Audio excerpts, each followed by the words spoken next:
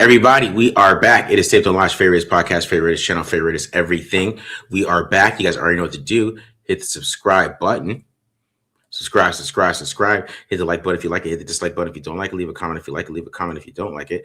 Also follow us on Twitter at the Mark John NFL for me, at Glenn Rockney for Glenn. If you could find him, I couldn't find him today when I was trying to post it, man. Nobody can find me. Yeah, if you could find Glenn. Baby Shug would love it if nobody could find, like if the baby mama couldn't find him. You know what I mean? Yeah. You got to get shadow banned like me if you're trying to hide from your baby mama, which I'm not trying to do. I'm actually trying to have my post seen. It's actually not great. But yeah, you got to type it in and then basically go to Marcus's page and then find my handle somehow. I don't know. Maybe I need to start a Glenn TDL. Maybe, man. Glenn, TDL Glenn. TDL Glendoza. Really? There you go. Maybe I might just start fresh. I was thinking about it because I'm like, dude, I've been at the same follower account for like 10 years. I used to troll Warren Sapp on that account back when like he was on NFL Network. It was nuts. Yeah. It's original account. I mean, mine is too, man. I've had that account since like 2011, bro. So, yeah, it might be time to rebrand. Yeah, man. All right. Also, pandasubs.com, discount code TDL. You check out the marshmallow protein. This one's actually pretty damn good, actually. Mm-hmm. If you do work out, check out that one. And also hit up Homage. Get you some Raiders gear. Oh, that's the wrong one. There we go. Boom. Hit up Homage. Get you some Raiders gear. There you go. The Glendoza mugs on Homage win. I mean, Mugdoza. Yeah.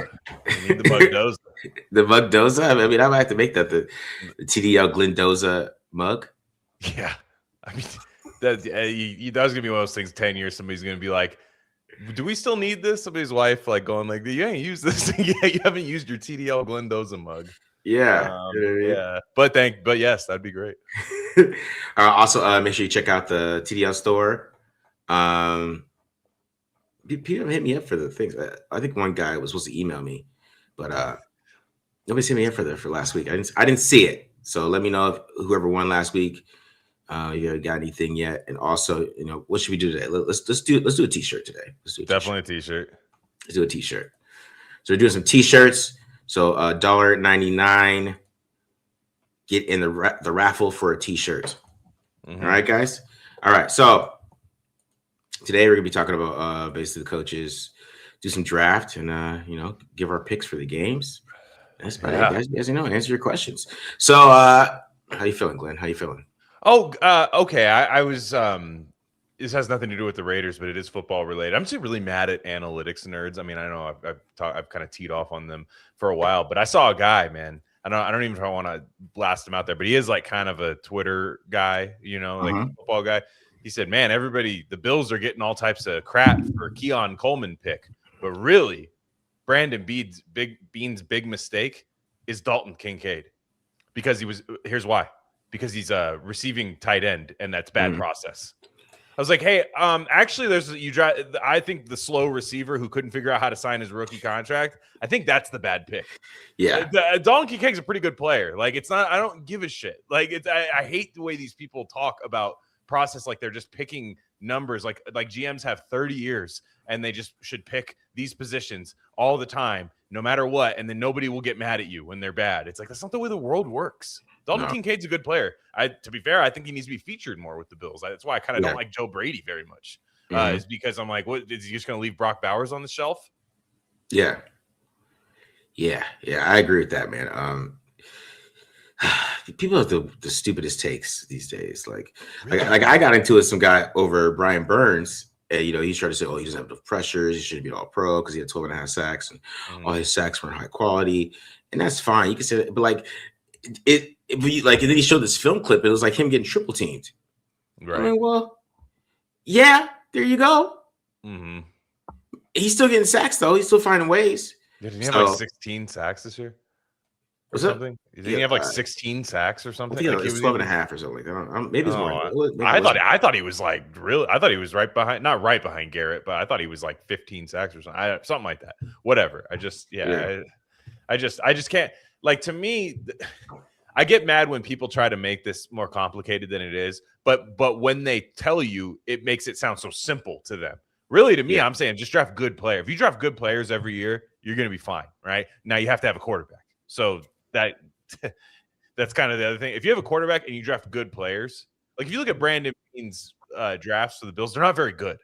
Like maybe their player development's not great either. I'd be willing to listen in on that. They draft like some kind of just not that good players, and telling me like Dalton Kincaid's the mistake.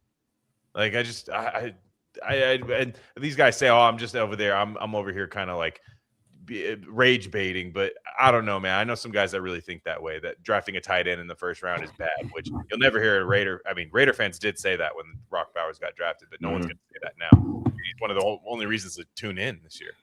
I know, man. Yes, we do got. I got all the way up to 4X. You don't look like a 4X in that picture. I know, man. What do you? That's crazy. Yeah. So if you're a 4X, I'm a 6X. My goodness. Yeah. All right, man. So, of course, Mendoza is the #1 pick for the Raiders, so it's gonna make it a boring draft process. That's why we're talking about day 2 options. Surprise picks of 36. Because I mean, the #1 pick's pretty much set. I mean, people are throwing like Lamar Jackson rumors out there, which is that's annoying. People want that to happen. It was a bold prediction article that set that off too. It wasn't even like a legit article. It was a guy with bold predictions. Like, we're gonna trade for Lamar. Jeremy Fowler reported. Like, no, it wasn't a report.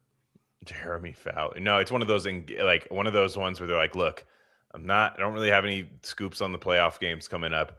Raiders have the #1 pick.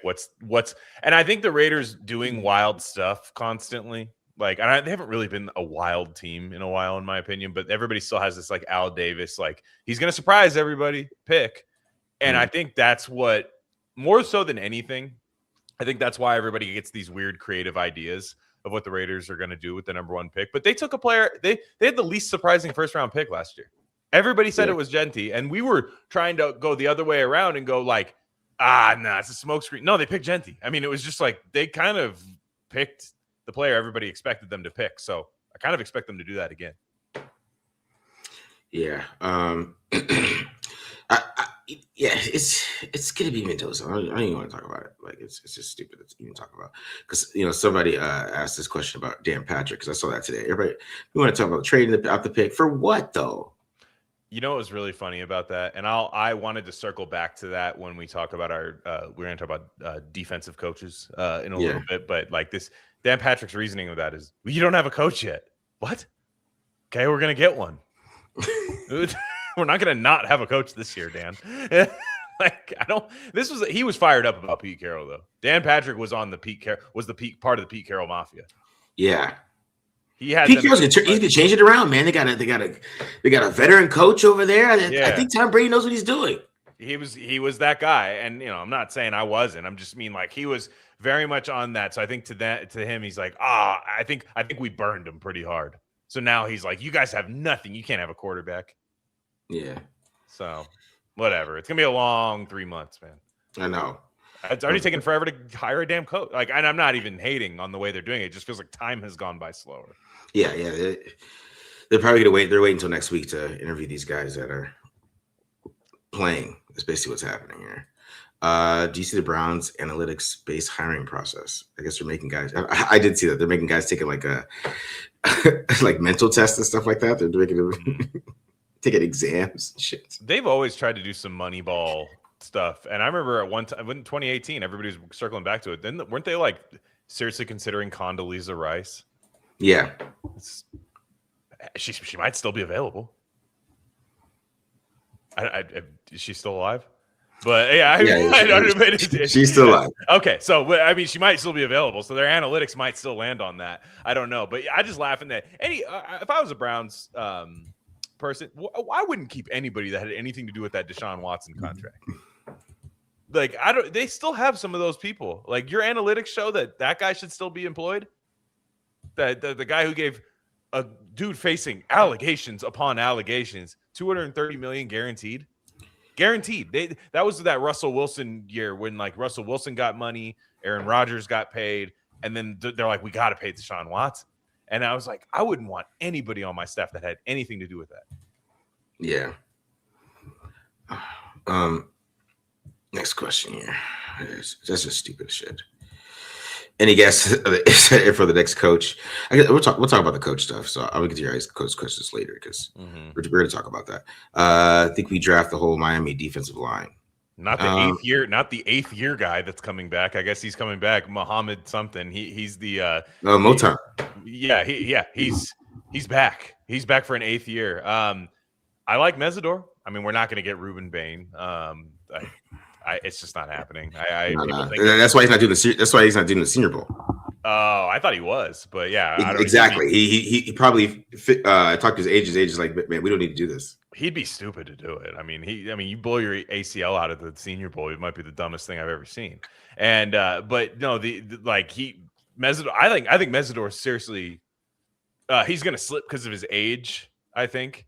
But if he's there in the 3rd, 4th round or something, sprint the card in. The guy's a beast. Yeah. I mean, Matt did a breakdown of him for the draft show, and I mean, he might be a pick at 36. He has a great week at Senior Bowl. He's old. Yeah, that's what I mean. He's 20. That might push him to round 3, in my opinion. And if he's there in round 3, I think it's a no-brainer. Yeah, especially if you get a nose tackle. If you get like a nose tackle, I keep trying to manifest Caden McDonald sliding to 36, but if you're taking Lee Hunter or any of these other guys at that, Caleb Banks, any of these guys at 36, and then you want to come back and get an edge, I kind of like that process there. I know a lot of people want to get wide receiver or O-line around that time, but I'd be through the moon if the first 3 picks were Fernando Mendoza, McDonald, Lee Hunter, or Caleb Banks, and then Mesidor. Who would you like to add on the offensive line, free agency or draft? David Edwards.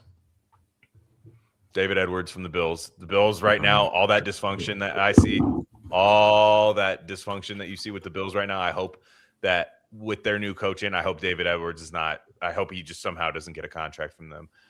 Braden Smith too, but I'm interested in seeing Charles Grant, and I don't think you need to spend top dollar at tackle. I'd like to see Charles Grant get some reps at right tackle and then sign maybe just a kind of league average kind of tackle to see if Grant could beat him out. Yeah, I mean, my boy John Simpson's. Hey, my boy John. He's there. He's available, man. He's still 28. Wasn't there's a few Vera other Tucker. Vera, there you go. Vera Tucker. I mean, Cade Mays available for center. Love Cade Mays. Tevin Jenkins. So I mean, they can upgrade the offensive line a little bit. I think so, pretty quickly, in my opinion. They're so young there. Just spend free agency. Do what the Panthers did a couple of years ago with overpaying the guards. That's definitely helped them out and helped Bryce Young out big time. I'd rather have Mendoza have that year 1, Yeah. Am I the only one that's going to hit mock drafts by April?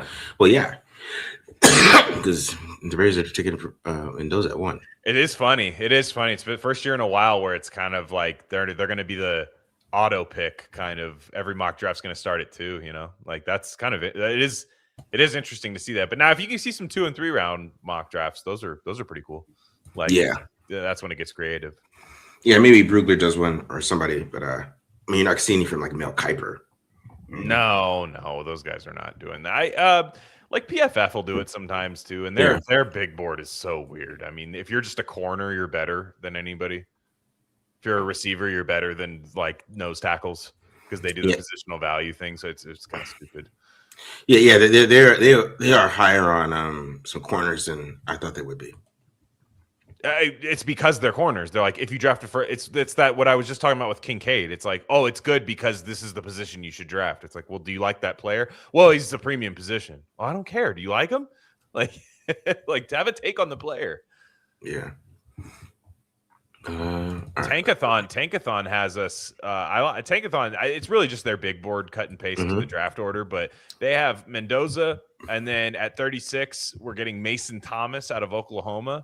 And then what position he play? He's defensive end out of Oklahoma. Very productive player. He's 7 sacks, 2 forced fumbles, 6'2", 249. I don't know how he's going to work out. But then Keontae Scott, who I do like a lot, Keontae Scott from Miami in round 3. I wouldn't hate that. Okay. Yeah, I like Keontae Scott a lot too. That's actually what I'm doing for the next show here. All right, so let's consider our first voicemail here. Hey there, this is Rudy Tabuti with a big booty coming out of very inclusive, loving Oilsdale, California.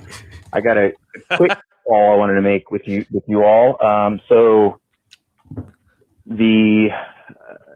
a lot of the Raiders channels are coming to the same conclusion slowly that after the Mike McDaniel hiring at OC with the San Diego, the Los Angeles Chargers. We're coming to the realization that there's only one guy who's going to want to dance and probably going to want to be Gruden. I don't think the league values the weapons like Bowers, Genty, and then hopefully Mendoza is going to come in here. And we're probably going to have to go with our 4th, 5th, XYZ option at this point. I just don't think that we're in an attractive spot for any young, qualified, young OC to want to coach here as a head coach, unfortunately. And so more likely this year we're going to settle. I think our best bet, honestly, at this point, we're probably going Gruden 3.0. At least we can get to 9-8, hopefully 7 and whatever. And at that point, we're maybe not a lasting stock, and yet we're in a position to be a little bit more attractive to whoever the next young whiz kid is at that point. But it really doesn't look good, guys. And maybe I'm being the Raider, I don't know what you would call it, the Raider just totally caving in on himself, whatever. But yeah, something to think about. So I want to hear what you guys think. Rudy Tabuti, big booty out of Oilsdale, out. Thanks. All right. Wow, that's interesting. Isn't Merle Haggard from that part of the country? It's interesting. I don't know. Maybe that's for another time, I guess. But I first off, I refuse to be as doom and gloom in January. I just refuse to do it. Even if he's 100% correct, that thought will not enter my mind. First off, Mike McDaniel is not official to the Chargers. I don't know if anybody knows this. That voicemail could have been a little earlier in the week, so I'll give him a little time. But he has not signed. He has not put pen to paper in LA yet, because Buffalo's calling. Vegas might still be a candidate. So that being said, was anyone excited about the Kellen Moore hire last year? Did anyone go, that's a hell of a hire? No. He looks like a good coach right now. He looks like a good coach that had that team playing pretty solid football with a quarterback that nobody was that excited about.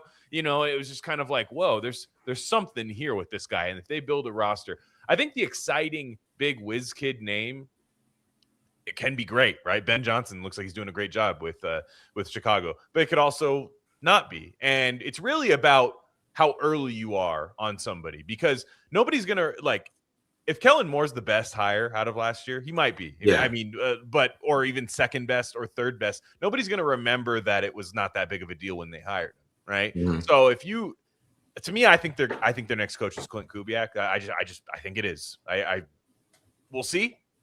I think their next coach is Clint Kubiak. But if it's Davis Webb, if it's an offensive guy who maybe fans are just kind of like, who maybe have to look at their Wikipedia page or something, I wouldn't feel discouraged by that. In fact, I'll talk about it a little more when we do a segment on the defensive coaches. I think that's the way to go, because the Raiders just being so bad to get the number 1 overall pick, it also gives you another privilege, is that nobody needs you to win anything next year. And you can actually build with this coach. And if you hire a Mike McDaniel, if you hire a Pete Carroll, there's kind of a win number you have to get to next year for it to look right.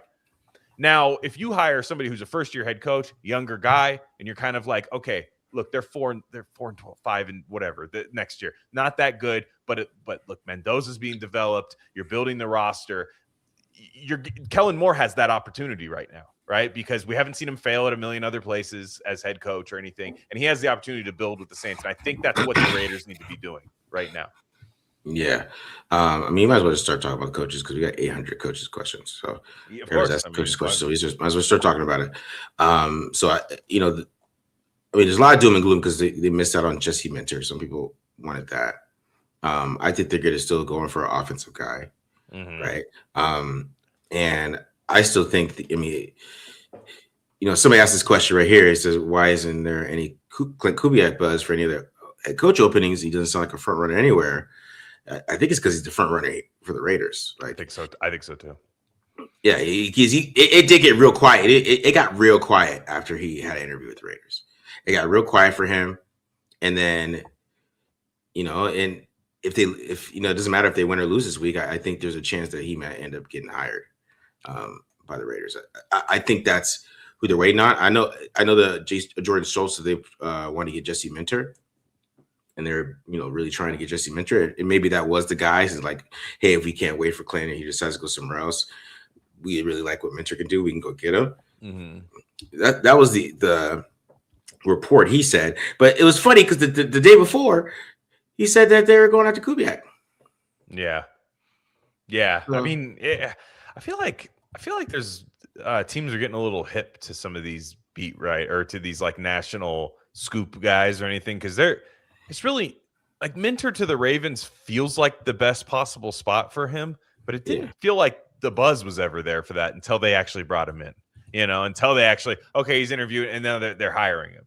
It did like, to me, that's, if I was Jesse Minter, that's the job I would want. Mm-hmm. But it just feels like they're all over the place here with this stuff. Harbaugh to the Giants, that was kind of a public thing that felt like Harbaugh saying, I want to go here or here or here. So but a lot of these guys have just been kind of throwing stuff at the wall and seeing what sticks. And for me, I know a lot of fans are bummed about Jesse Minter, and we'll talk about him in a second, but I just think the Raiders need to hire an offensive coach. It's just, it has to happen. Like where they're at right now, the way the league is, and the league's been for the last 8 years or something, they need to go that route. And to me, it's, people can have questions about Kubiak. I have questions about Kubiak. But one thing I know is next year is all about Fernando Mendoza's development with the Raiders. That's what next year's about. It's about building the roster and Fernando Mendoza's development. It's not really about wins and losses next year for the Raiders. Yeah. I mean, a lot of people are probably going, well, Glenn, what's it about then? If it is about wins, I think the Raiders really thinking that they're a couple moves away from competing has really stunted the building of this roster. And John Spytek said as much. It's like, look, this is going to take a little bit of time. And to me, it's Kubiak. I like Webb the most personally, and I might be one of the only people that does, but Webb is the most intriguing to me just because of that quarterback development. I just know the quarterback will be developed the right way. Yeah. I mean, Webb is interesting because he has a lot of buzz. He's a young guy. I mean, he just never really called plays either. So like, we're getting a first-time play caller and a first-time head coach. That's what worries me a little bit. Like, is he going to call plays?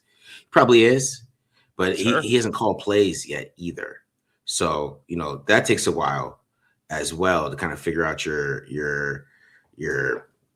footing calling plays, unless you're like, sometimes it works out really well right away, but sometimes it takes a little time for the guy to figure out how to call plays. So, that's going to be an interesting part with him is that it's not only going to be the first time head coach, it's going to be his first time calling plays. Right. Yeah. And that's why Kubiak's a little bit safer because at least we know he can call plays. Right. Webb might be the better coach. You know what I mean? Like, that's the thing. And I think a lot of pushback is Kubiak's personality. I don't know what is his personality. That's like a thing. Like, people act like he's this like maybe they want a fiery guy, but like you listen to guys like Kyle Van Noy on I think it was, I forget what podcast he was on the other day. He was saying it's all scheme nowadays. Like what these young players respond to, they're all freakish athletes. They're all this and that. These guys are all great at what they do.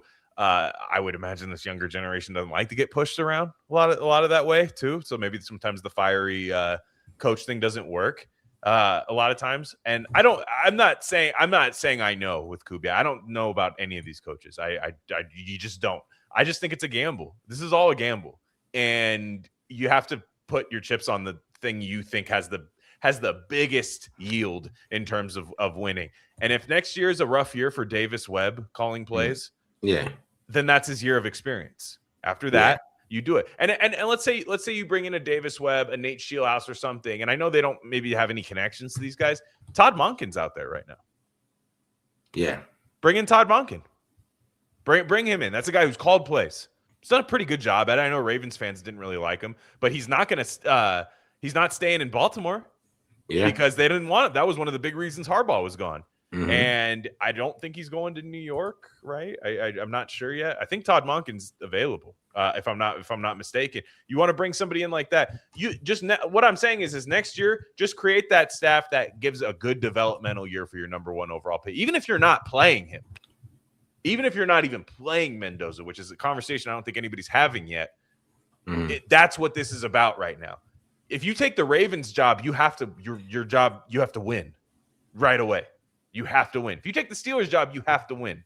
If you take the Raiders job next year, I don't think you have to win. It can't look like a disaster at certain positions, aka quarterback.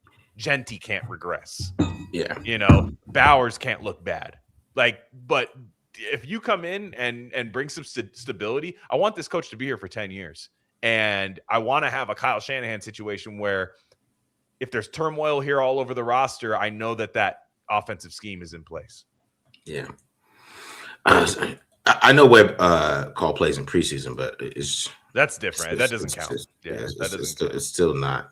Huge risk. It's a huge risk. No, I mean, there's no question about it. Yeah. I heard Kubiak. I mean, some people heard, Josina Anderson heard Michael Floor.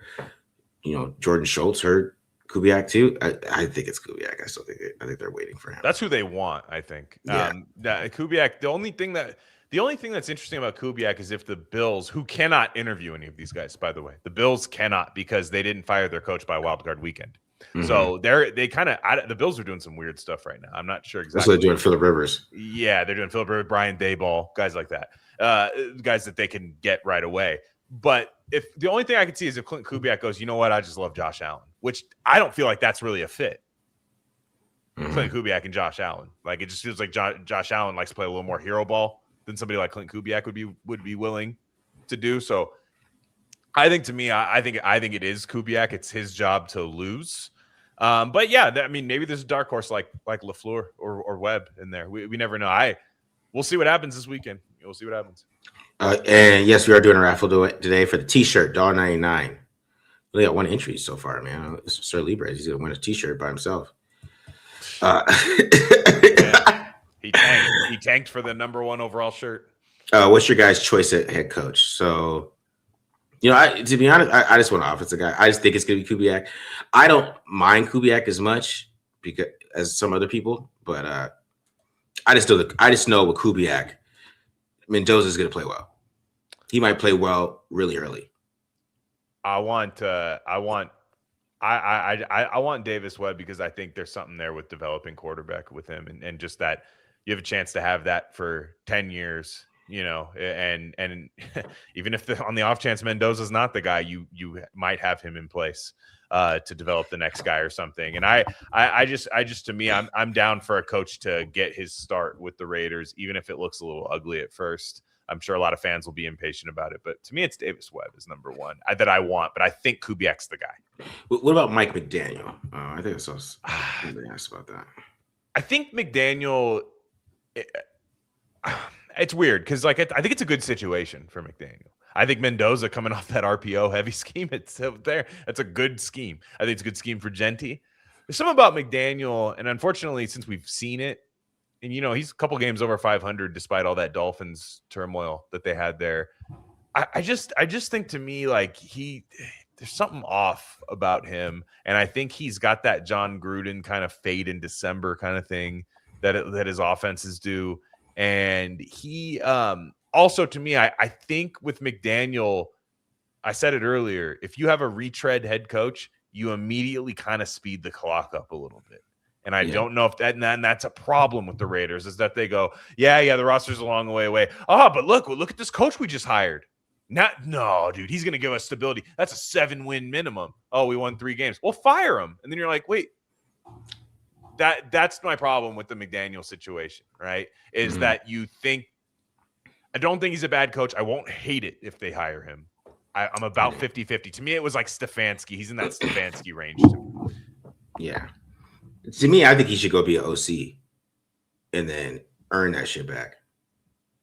I don't think he should just get it Right. That's what I mean. Like, ain't like he went to the Super Bowl or anything like that. You know, he's not like Matt LaFleur playing like AFC Championship games or like winning 13 games a season. You know what I mean? Like he doesn't deserve that respect, in my opinion, a little bit. That's kind of my pushback on it. Is like, what did he do to kind of get a head coaching job right away? Yeah. And he's a September, October coach too. Like you just look, and I get it. You'd be putting him indoors, which is nice, but you still got to go play in Denver in the winter. You still got to go play in Kansas City in the winter. If you're good, you're still going to have to do all that. And what's weird about a guy who's such a run game wizard, like why your teams get pushed around in short yardage like that? Like when like clockwork every year, it seems to happen. And, I don't know, man. I'm not saying I would hate it. I would not hate it, but I wouldn't be as excited as a lot of people would be. Yeah. People say I'm judging him off too. I'm not judging him off too. I'm judging him off of that he didn't do anything to get a job right away. Go be OC, earn it back, call some plays. Yeah. You know what I'm saying? Cook and get your job back, man. I just don't think he didn't do enough to get a job right away. I take him as OC, but he's already been hired by the Chargers. Right. That's not gonna happen. It's gonna be if he takes the Bills job, which he might. He might take the Bills job. If I were him, I would. Yeah. Because Phillip Rivers probably going to take it. The Phillip Rivers thing is so weird. By the way, I saw somebody, I think it was Jason Fitz is his name. I don't know this guy or anything, but he said something funny. He said, every coaching cycle, every team, along with the Rooney rule, needs to have the Looney rule, where you just you interview one candidate where everyone goes, what the fuck? Like... I think that's pretty funny. Like I like Condoleezza Rice, or like Phillip Rivers, or like I don't know, like it would just be Jerome Bettis. Raiders interview Jerome Bettis as head coach. Everyone would be like, what? Like, what is Jerome? Remember when Eddie George was that guy a couple years ago? Yeah, People were interviewing Eddie George because he had a couple D2. Like I forget where he was coaching, but it was just kind of like it was something like that. Like it was just funny. I was just laughing about this. I was just the Phillip, if he takes the Bills job, God help him. I don't know. Yeah. Somebody said, I just don't want a black man to be the head coach. It's McDaniel. You don't want. I thought you said somebody in the comments said that. Yeah, so they did say that. They said that. I thought they were saying they don't want to, but the person was saying I just don't. I was like, guys, we need to get over that stuff. Okay, can I ask you something before we get to this question right here? Yeah. Everybody thinks that Evero guy is just a Rooney Rule guy. But he got 2 interviews. And if they've interviewed McDaniel and stuff like that. No, Vance Joseph was the Rooney Rule guy. Right. So what I mean, like this Evero guy, I don't think they're going to hire him, but like they clearly like this guy. Now, for me, he's British, and I don't think the Raiders have brought anything in from England that's ever been good. Jack Crawford, Menelik Watson. I mean, Illuminor's the best, and to be fair, we could have used Illuminor last year. Let's be real, but like, I just don't like. Hey, he's running a pin post sweep, like just come on, dude, get out of here. We've got to get after the passer, mate. Like, just no, we're not doing that. That's my knock against him. Is I saw he's from England, so it was just kind of a different kind of cultural bias, I guess, that most of the NFL fan base hasn't seen. But this Evero guy, they've interviewed him twice. He's not a Rooney Rule guy. Yeah. Well, yeah, it's people saying that Rooney Rule requires two in-person interviews. But didn't they interview Mike McDaniel in person? Yeah. So they've done it, is what I mean. Yeah. So what I mean is you don't have to interview Evero twice to satisfy a rule. They did it twice because they wanted to. Yeah, well, I guess they didn't interview Vance Joseph second time. That's what we were saying. No, it's just 2 in-person interviews. So they had already interviewed Mike McDaniel. They brought Evero back in again. So I'm like, no, the Rooney Rule had been satisfied by that point. I mean, it could have been Vance Joseph. I mean, to keep it real. I mean, yeah, I don't know if that was the case, but I just think for me, I think they obviously like the guy. Like, and I don't. Maybe you can get him over as I never saw Carolina's defense as like this awesome thing. So I don't know. But people say he never had the talent. He's one of those guys. It's J.C. Horn, Derek Brown. He's got more talent than the Raiders do. I know. What does Kubiak or the Shula or the Rams OC offer that David Webb or Nate Shiohasi don't? Parent offensive mind, not wedded to a philosophy to make out Mendoza's skills. These guys, except David Webb, I don't know who he's going to run, but all these guys run the same system. So Kubiak and Shieldhouse, and probably even Shula, who's probably going to hire a guy that's like that. They all run the same system, so it's not going to really be a difference. Yeah, and you also, I mean, these guys like Kubiak's called plays, and that's why, and we've seen it work really well. Right now, we're going to see him in an NFC Championship game without Charbonnet, which I think is a big loss for them. Yeah, it's a huge loss for them in short yardage, and when they have a lead, they really lean on Zach Charbonnet. So I think that's big. But for me, Kubiak, we've seen the reason Clint Kubiak is ahead of these guys is because we've seen him call plays and do really well. When everybody kind of thought, not everybody, but a lot of people thought Sam Darnold leaving the Kevin O'Connell system was kind of like, there's no way that works again. He looks better. I mean, like he's getting rid of the ball quicker.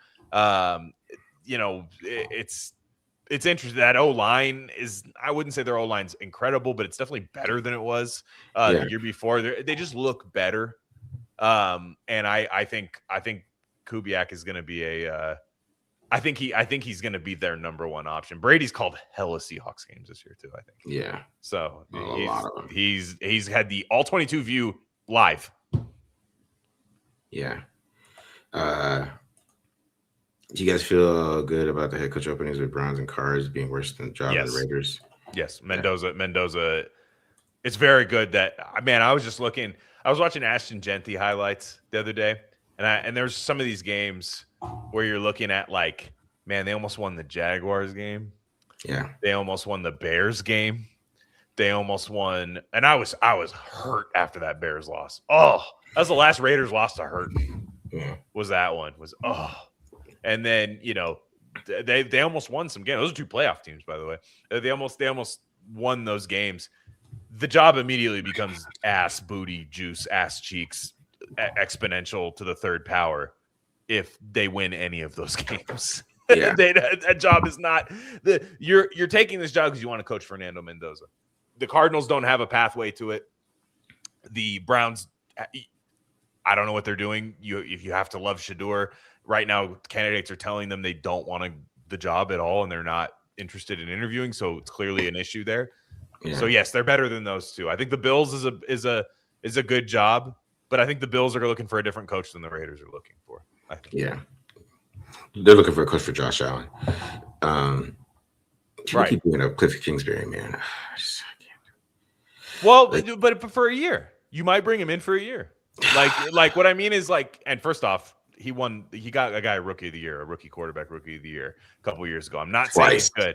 Actually. Twice. He's gotten so year one, and maybe he gets a head coaching job off of that finally, right? And then you have Davis Webb. Davis Webb's going to call the plays after a year. I don't hate the Cliff Kingsbury Davis Webb thing. I think everybody would right away, but I don't know. Like I think there's something. Cliff Kingsbury, I'll sign up for it. Because to me, I think if you hire Davis Webb, I expect him to call plays. Like some people are saying that he doesn't have to. I expect him to call plays. Like I'm expecting it. I'm not expecting some big splash OC like that. I'm expecting some kind of like passing game coordinator OC or right. That type. Not a Cliff Kingsbury guy calling plays and Davis Webb is like the CEO coach. I'm not expecting that. I'm expecting him to be the offensive guy. That's what I would expect. But I could be wrong. Yeah, I wouldn't really want Davis Webb if that's the role he wants to take. I want him eventually. The idea when you hire him is eventually he's your play caller. He's your Shanahan. He's your McVay. He's your whoever's Ben Johnson. Eventually I want that from him. But if it's year one and you bring in an experienced guy to call plays, I don't hate that. Yeah. Which passing concepts do you see Mendoza struggling with most at the next level? I mean, that's it. Nothing. I wonder about him picking up blitzes quickly, how quickly he figures that out. But I think he'll figure it out. But I think he might struggle with that a little bit. That's the only thing I can think of. Yeah, because it's less passing concepts. Yeah, he'll be fine. He can throw over the middle field. Maybe he doesn't have many digs on film, right? But I think he could throw a dig. He did it at Cal, so. I think he has the arm to do it. It's fine. It's totally. But I think one big thing, and you'd have to think if they're so sure on him being the pick, which I think we all agree that he is, you'd have to have Brady teach him how to use the checkdowns. You'd have to just sit down and just be like, hey, this is how you play for 20 years in the NFL. This is how you win. Is you get the ball to your running back. We know Ashton Jetty can catch the damn ball too. So like Brock Bowers and stuff, like you'd have to have Brady sit down with him. And then, your coaching staff as well. I think Kubiak, if it's Kubiak, you see Sam Darnold's getting rid of the ball quick in Seattle. Yeah. And that's kind of nice because he used to hold the ball for freaking ever. Yeah. Somebody asked something about Kubiak or somebody asked a question about Kubiak. I'll probably get to it later, but this is the easiest system for a quarterback is Clint Kubiak's. It really is. Yeah. It's a really good system for quarterbacks. It's just the bootlegs, and they do all the same shit they did with Jake Plummer for the most part. He just does it like in a more modern way. And it is like quarterback proof. That's why I want Mendoza in it. I know Mendoza will play well in that offense. Like to be honest, he's like low key built for it because he's athletic enough. Right. He can run the bootlegs. He can run all those, the play actions, the outside zone play actions. He's built for that. Like if you want to talk about athleticism, Jake Plummer looked pretty damn good in that offense, and he was that kind of athletic guy like that a little bit too. So, where it's not like a crazy athlete, but I'm not saying he's Jake Plummer. Don't get me wrong here. I'm just saying that I'm basically trying to say that offense is quarterback proof. Yeah, and you have the Matt Schaub. Hey, you might Aiden O'Connell. What about it? What about if you don't play Mendoza right away? I'm just saying, like, people want him to start year one right away. He might, but like, what if you kept Aiden O'Connell as your bridge? Do you think Aiden O'Connell would cook in a Kubiak system? Yeah, probably, maybe a little bit. Maybe enough. Maybe enough to just kind probably hit 95 rating. I don't know if he hit 100. He probably hit 95. Just a couple games, like just here and there, like at the beginning. And then by week 5, everyone's like, yeah, we're ready to kind of turn the page over. Just saying. D'Angelo Pons, love him. Slot. He's a slot corner. I know he's playing outside right now, and everyone pretends that he's going to play outside at the next level. I'm sorry. You watch Amik Robertson, who. Bless his heart. I wish he was still a Raider, to be quite honest. He just gets beat sometimes, and it has nothing to do with it's like what he's in phase, but he just gets beat. So like Pons can tackle, like he can hit, and I think he's a perfect slot corner. Him and Chandler Rivers out of Duke. I really think the Raiders got to find a way to leave the draft with one of those guys. Yeah, Chandler Rivers is a beast. For Duke, you're like, I watched a few Duke guys where I'm like, man, Duke has a good football team. Yeah. Duke does this weird thing where they just collect players and like put them in positions where they shouldn't be playing. Like their right tackle Brian Parker, he's a center. So you have who's the other guy? The other guy, the edge. Who's the edge? The other guy too. The edge they have right now is good. I like that. Yeah, I can't remember his name. Oh, for the Browns. Yes, I know you're talking about for the Browns too. Yeah. Graham Barton. I'm about Graham Barton. Well, because Graham Barton was a tackle there too. He's the Bucks though. Yeah, and he's a center now. Yeah. They have another player just like that. Like Duke just like Chandler Rivers had to play outside in Duke, and he's a slot corner. Mm-hmm. Yeah. No, I'm with you. This Chandler Rivers guy. I was just watching. I was like, man, this guy could play. Yeah. What do you guys think about Mark Cuban wanting to pay Mendoza $39 million to stay in college? You're stupid, bro. Well, he's gonna make more than that on his rookie contract. That's gonna be his signing bonus. Mark Cuban is dumb for that, like, bro. First off, Josh Hoover already transferred there. Yeah, man. They're ready to move on. Mm-hmm. All right. What do you think about the signing of vet right tackle, then allowing Grant to work his way into the starting lineup? I agree. Yeah, it doesn't have to be a big name, but just somebody who's started in this league, maybe has some good film on tape. Can Charles Grant beat this guy out? And I would love it if Charles Grant took the right tackle job next year. I'd feel great about it. If Kubiak and Webb are not available for Raiders, what do you think about head coach Mike McDaniel, DC? And why do you guys want to be the Dolphins so bad? I don't know.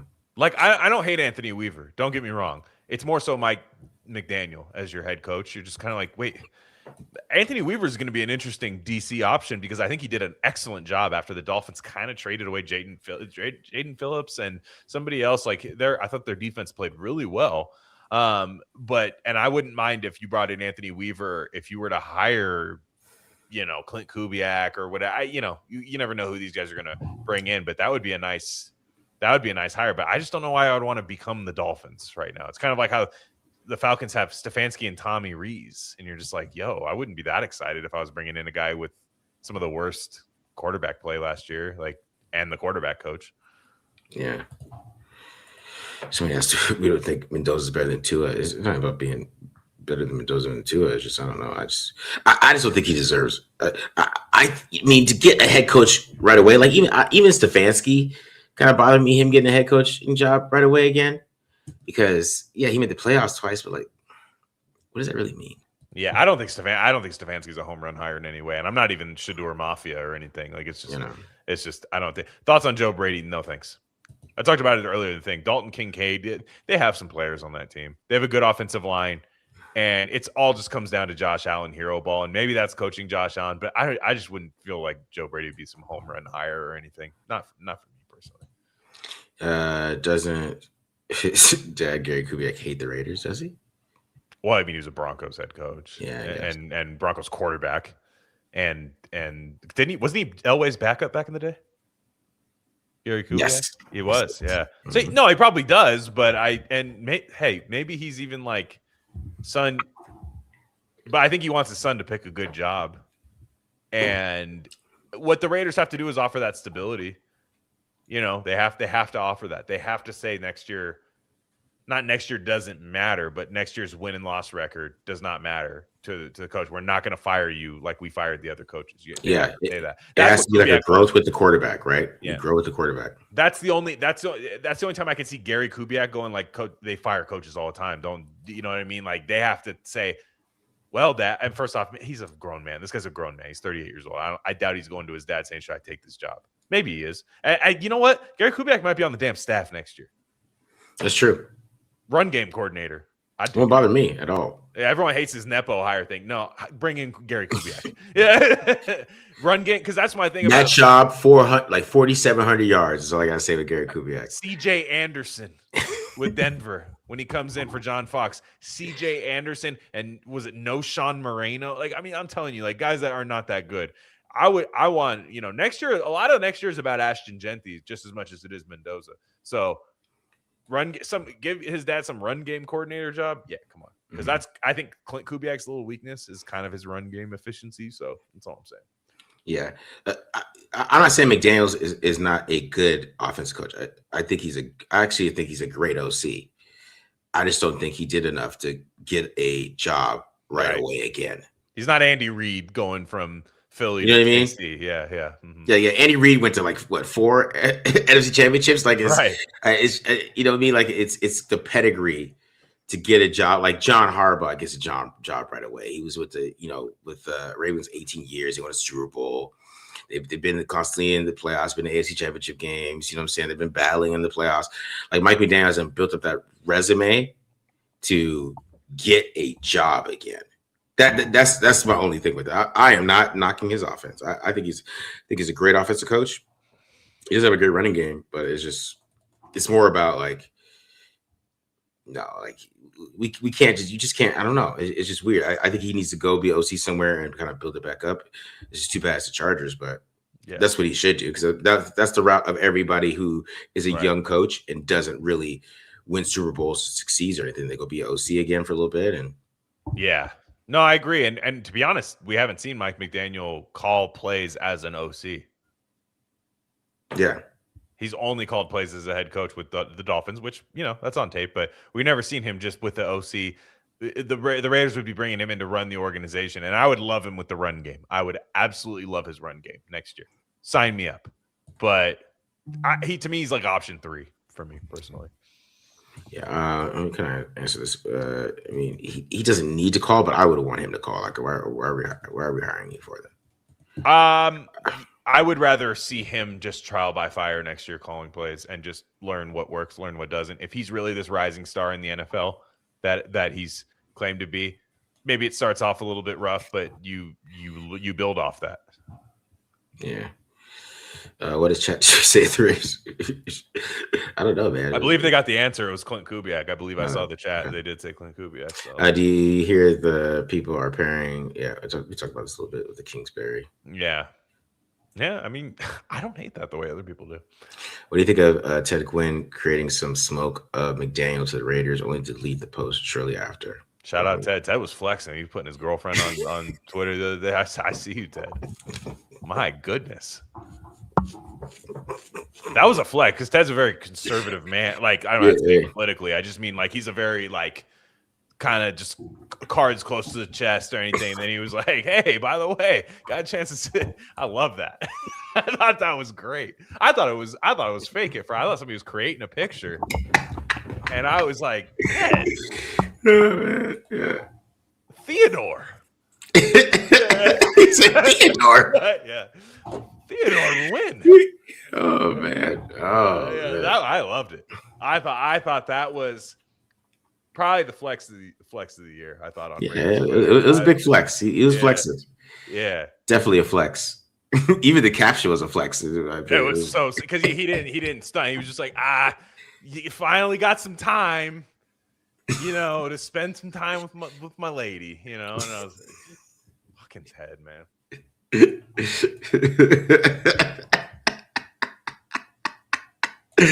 Oh man! All right. Can you imagine the conversations between McDaniel and Harbaugh? I mean, didn't that guy create a skit about it? I'm done with all that stuff. Reddit is gonna love the Harbaugh Mike McDaniel thing. Those are both Reddit darlings from them. And if it works, if it doesn't work out and they get a first round elimination, it'll be somebody else's fault. Yeah. Is this personality or reconserve could be like players have said anything or former coaches, or is it? I don't know. I don't know, man. Have you heard bad things? No. That's what I mean. Like, it's one thing if you like don't hear anything, but if you hear like, this guy sucks, man. Like in the locker room, I have a hard time believing on that Seahawks locker room that their offense is having a bad time. Because other than JSN, like their team's not that sick. I mean, the running backs are good, but like you look at their offensive line, it's it's good, not great.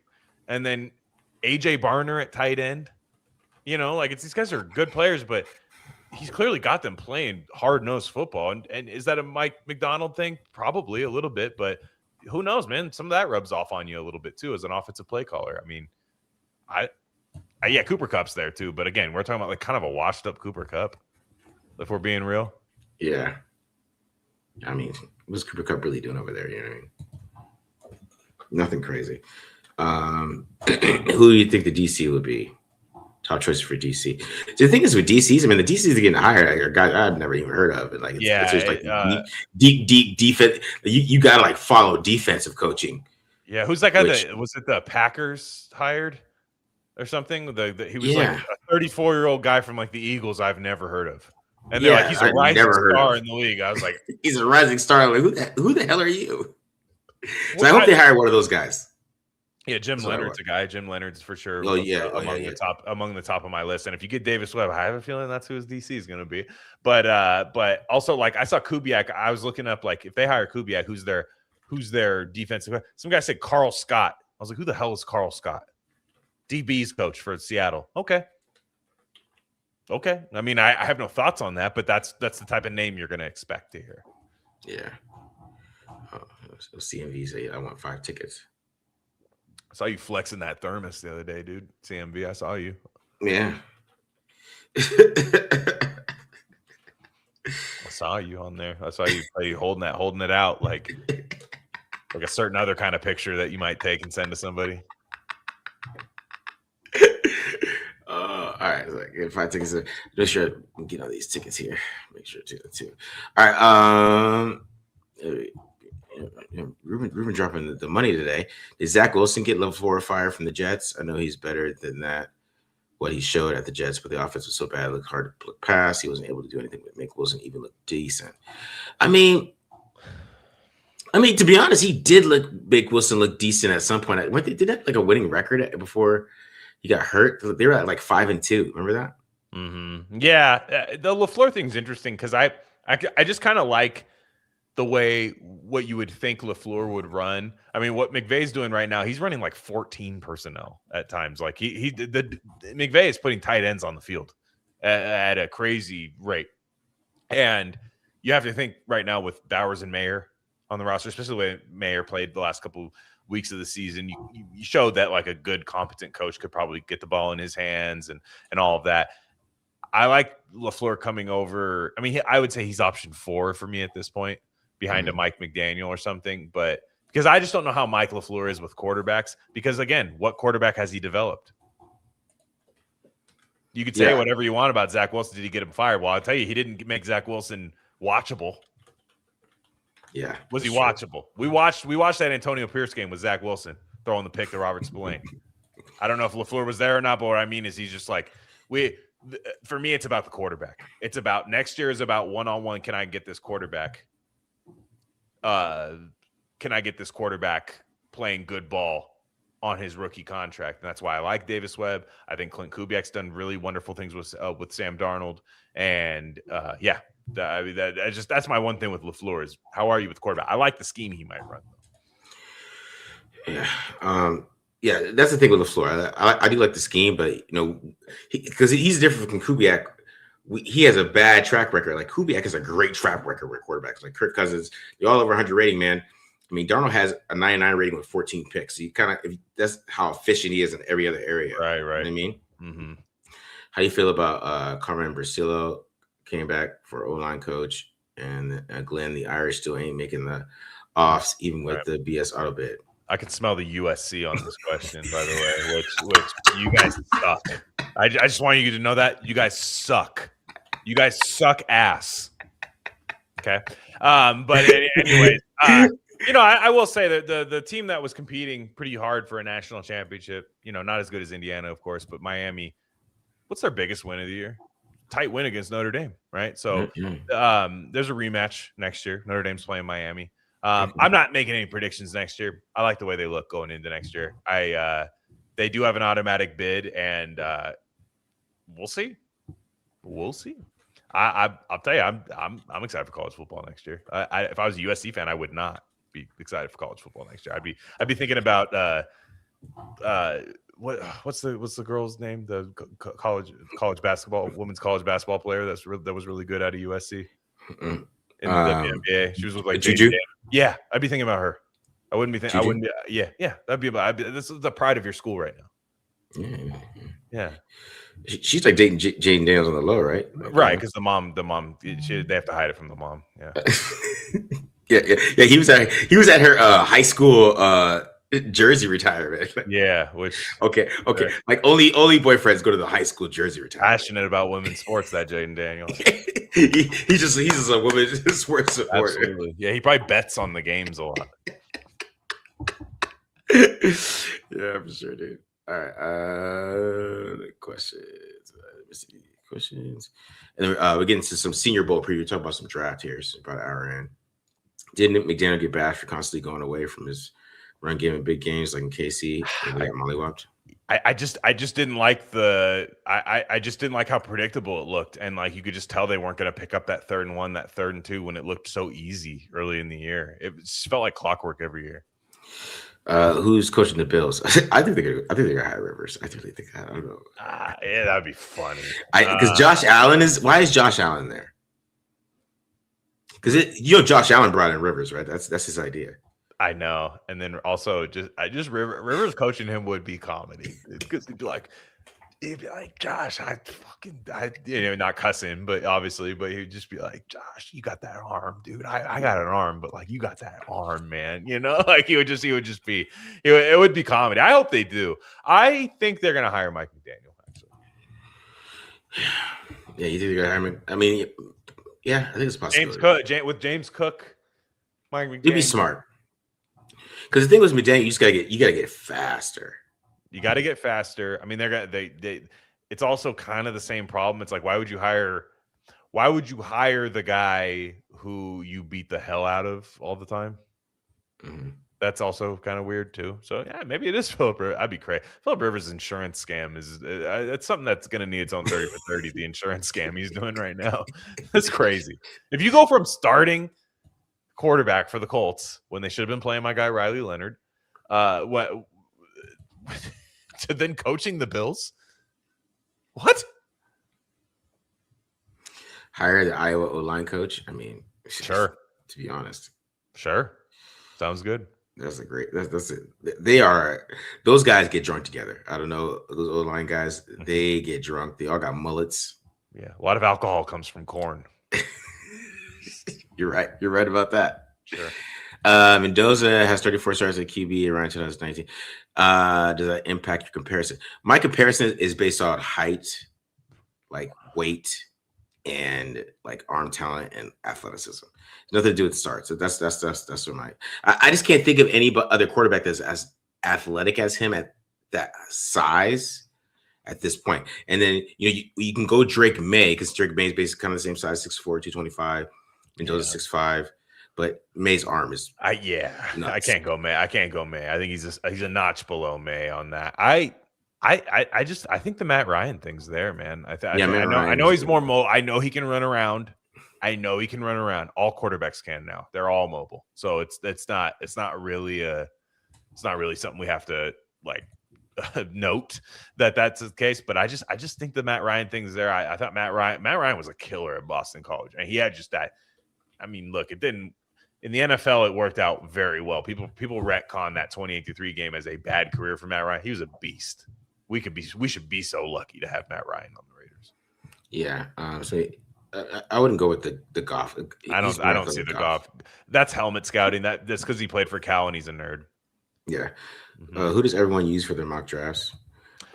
I like the PFSN Pro Football something. They let you do the 7 round. PFF charges you to trade in mock drafts. It's ridiculous. Really? Yeah, it's ridiculous. You can only do 1 a day, which come on, dude. I'm a Raiders fan. I need to do at least 10. And then I think it's PFSN Pro Football Network. You could go like Raiders 7 and then you could go like 7 rounds, and then they let you use 5 different big boards. They have a consensus one, they have ESPN, and then like I mean, it's kind of more fun. That's a good one. They give you the same trades almost every time, which I kind of hate. Like, I wish they would just AI it and like shuffle it like your phone playing music. But other than that, I think PFSN is the best one. Yeah. I don't know. I like I pay for PFF premium stats, so I guess I get that. That's the best one if you have the membership. Stats, like, right? Yeah, you can't mess with that if you have it. Yeah, I stopped paying for that shit, so because I just don't need it personally. But yeah, you need those advanced stats, man. Can Tom Brady legally call plays? That would be so funny if they hired Brady as OC. Ooh. Actually, huh? Do you see us waiting until our Super Bowl to hire? No, I think they're going to hire somebody next week. Well, don't they? If it's Kubiak, don't they still have to wait? I thought they just could interview again. I think they can hire him during that week, because if he gets in that building, they can hire him. I think. I thought Kellen Moore got hired after the Super Bowl. That's the only reason I'm thinking that. Maybe you might be right about that. Well, somebody in the chat, please let us know. I thought you had to still wait. I thought you could do a second interview, but because I thought that's the reason the Bills couldn't interview people, because next week is only about second interviews. Yeah. That was the reason I thought. All right. You read that one. We'll talk about. I'll answer that one in a second, because we were talking about draft guys here. How far behind will it be if you do nothing? Have coaches by the Senior Bowl? Well, to be honest, I like this because that means coaches don't have a say as much. Also, the coach draft is not moving that much. Like this has been the snail space coaching hire. Everybody's waiting for somebody right now. Like, I think a lot of people want these Rams guys. I think a few people want Kubiak, I guess, and then Davis Webb. Like, I think there's 5 jobs, and I think a lot of them are. But like somebody like the Steelers, I don't know if they're going to hire a Davis Webb. I don't know what they want. I think the Steelers want Chris Shula, personally. I think if you're the Steelers, you just go whatever. We just try to. This next year is about our defense, and then I think the Steelers want them. want Chris Shula. I think, there's a few other. I think the Cardinals, teams like that, are going to try to get like a Davis Webb. Yeah. Are going to try to get a Nate Shieldhouse, somebody like that, Mike LaFleur, something like that. Cardinals, Browns, and Raiders are going to be fighting over those guys. It's quite clear everybody's been waiting for these 4 teams. A lot of people a lot of people really got pissed off that Denver won in that Bills game, I think, including myself. Yeah.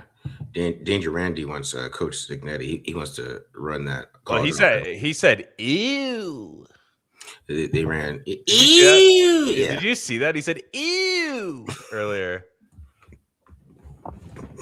Ew. That's ew, the Raiders.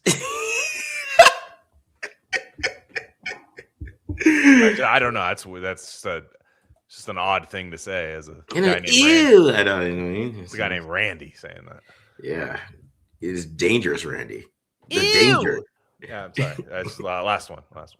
I saw analysts say Mendoza having so few games of 20+ yard completions was concerning, and then listed a bunch of bad NFL QBs that did the same. They did the same thing with Jaden Daniels when throwing over the middle of the field. So these guys aren't finished products in college. Like they're just not. Like you. The other thing I saw was the under center snaps. Do quarterbacks even play under center in college? No. That's what I mean. Like he only took this many snaps under center. That's concerning. Well, okay, every quarterback. Did Joe Burrow take snaps on this? Like these guys are crazy. Jaden Daniels did.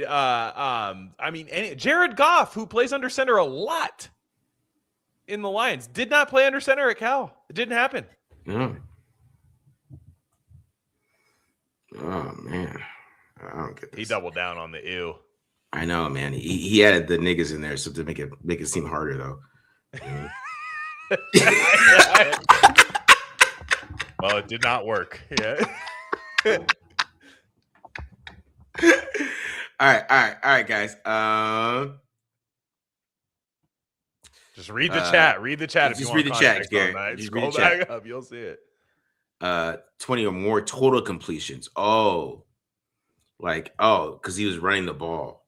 I mean, he threw the ball like 50 times a game at Cal. Like, he's all right. Yeah, exactly. And also, I want to run the damn football next year with the Raiders. Yeah, he's a rookie. We want him throwing 24 times. We have Ashton Genty. Let's run the damn football. Fix that. People are talking about how to make Mendoza great. Let's make Genty great next year, and then Mendoza will have a fun time. I want him throwing the ball 24 times. Like, you know what I mean? That's what we want. If he's throwing the ball 40 times as a rookie, we're in trouble.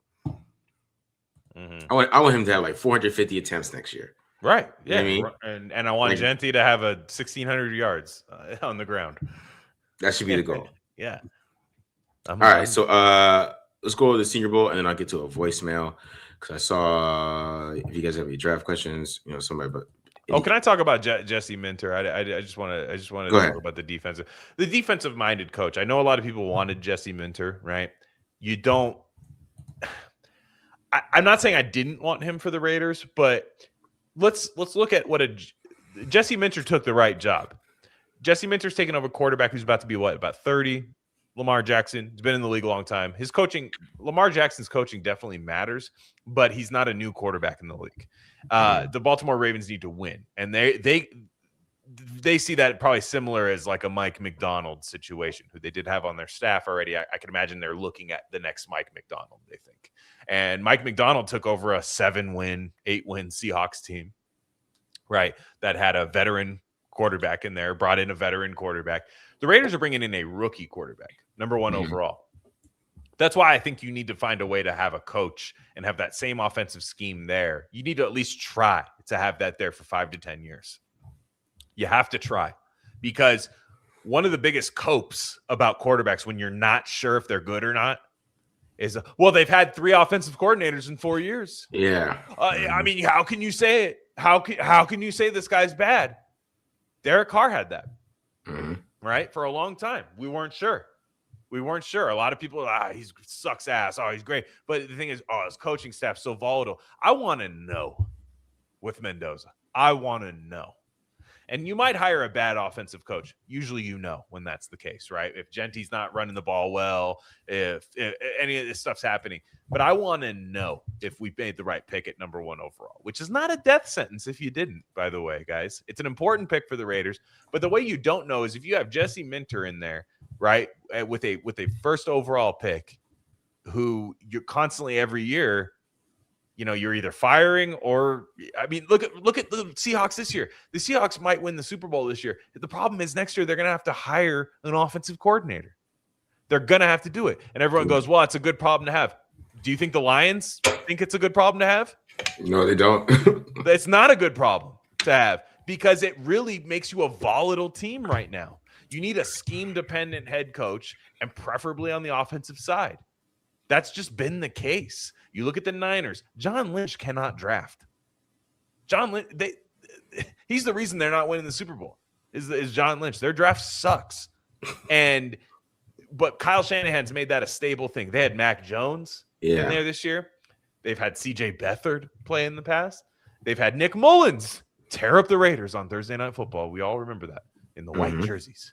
And what I mean is like you need that stability. It's a different job. Jesse Minter took the better job, in my opinion, for Jesse Minter. 100%. Yeah. I think he used the Raiders to get the price up a little bit too. Yeah, which is fine. I wouldn't have hated if they hired him, but that's a big problem when you're bringing in a rookie number 1 pick. And you're just going like, man, every year I might have to change my offense. Almost every year, whether we're good or bad. Yeah. I wasn't getting a defensive guy either because you got a young quarterback, man. There's really no point in doing that in this modern age of taking a defensive guy, knowing you're drafting a quarterback.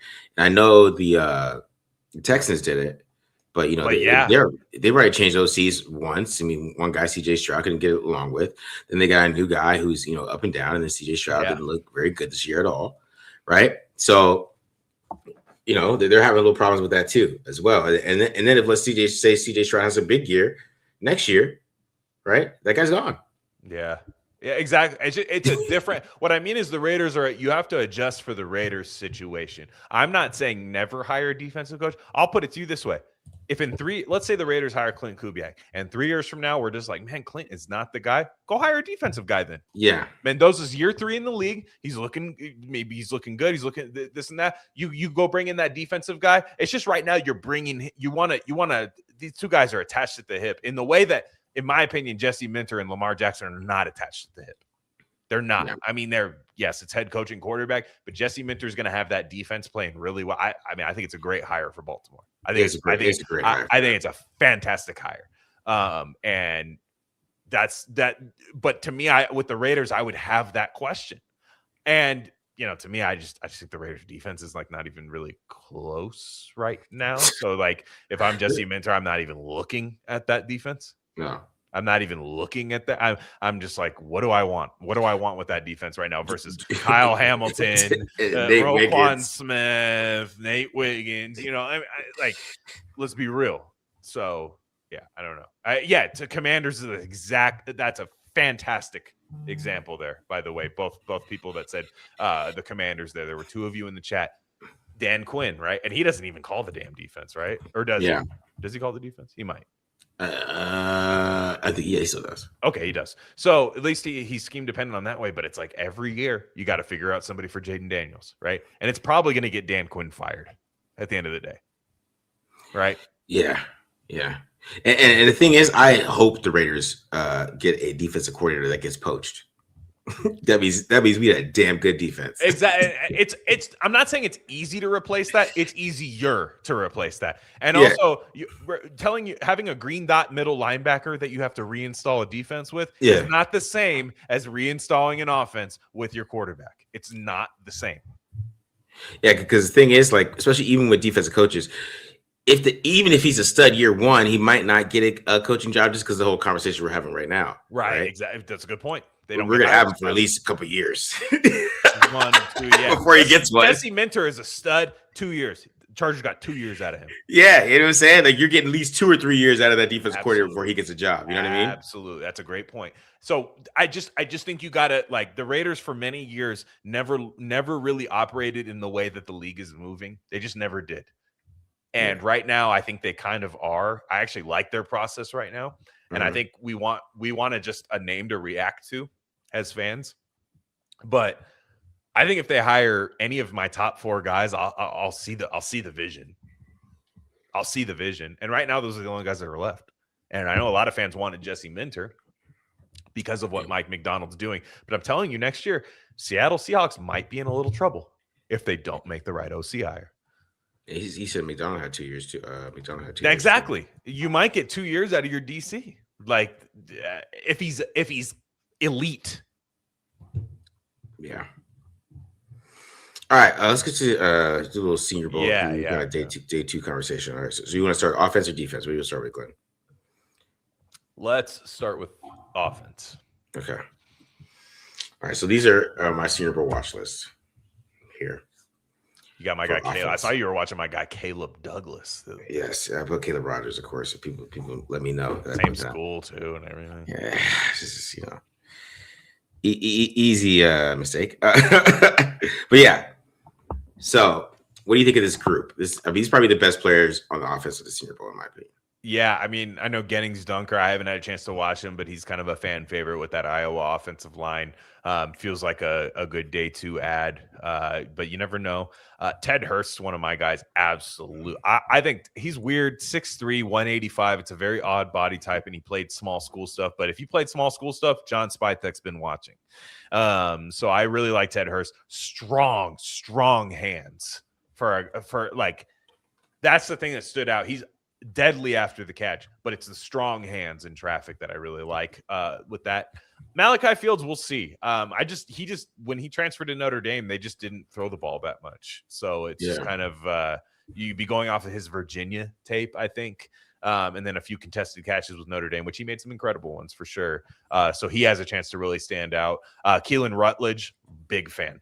If the Raiders want to get back to running that football next year, and he's kind of maybe just outside the top 100, the Raiders want to take him. I would think that's a home run thing. Emmanuel Pregnon did not have a very good college football playoff. It didn't sound like, so he really needs to use this stock. I think he got his butt kicked by Lee Hunter.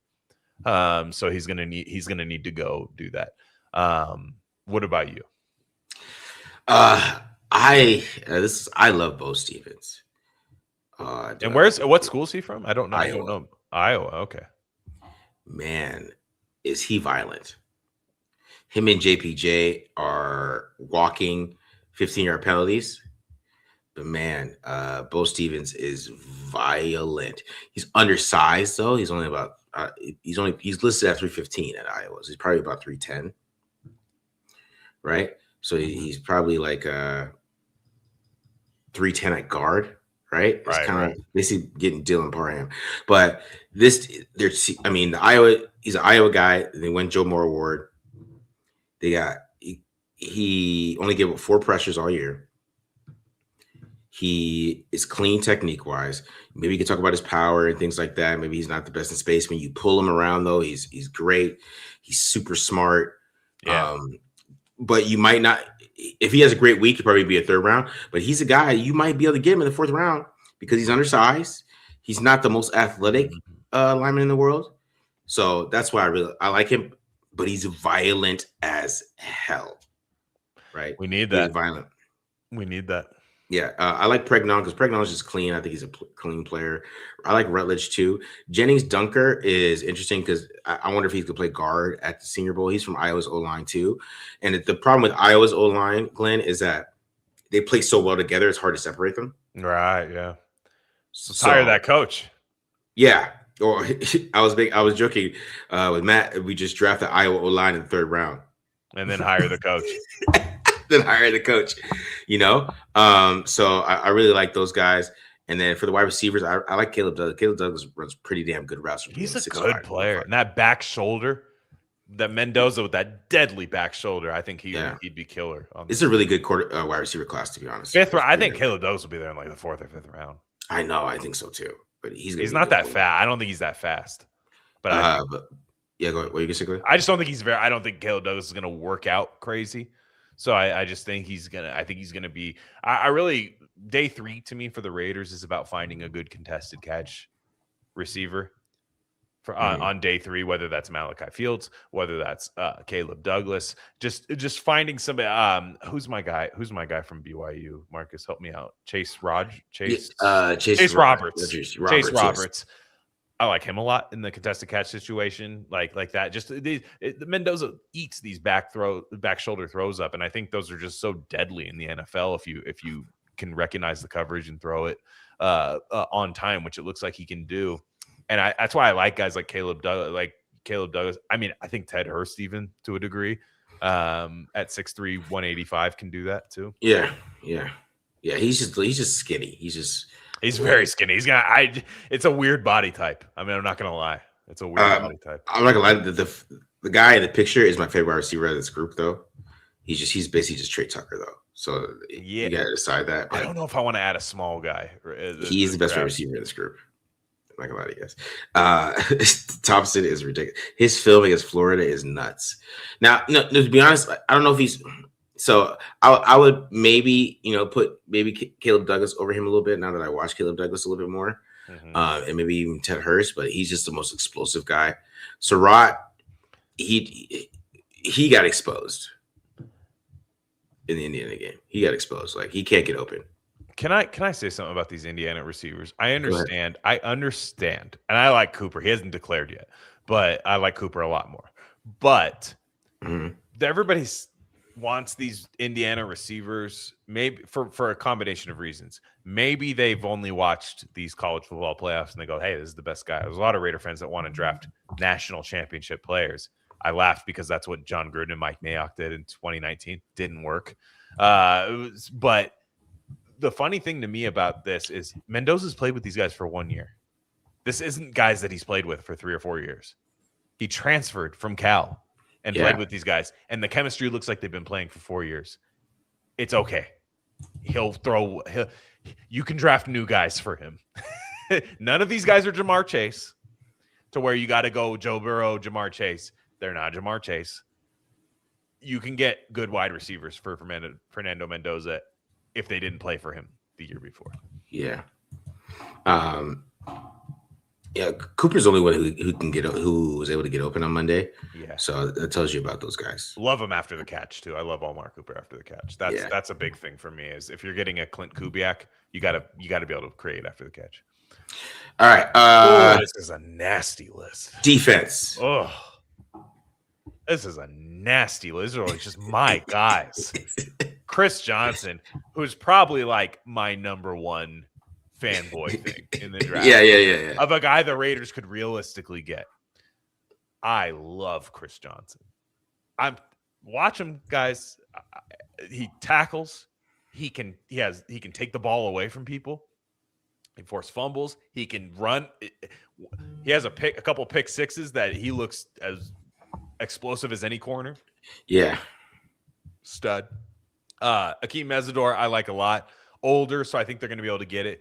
Keontae Scott looks like he's going to be like a safety, like nickel hybrid. Would you say? Yeah, that's why I put him safety because I like the Raiders need badly on this team. Julian Neal, I'm not very familiar with. Could you tell me about Julian Neal? Julian Neal, he is from the Arkansas. He's 6'2", 208.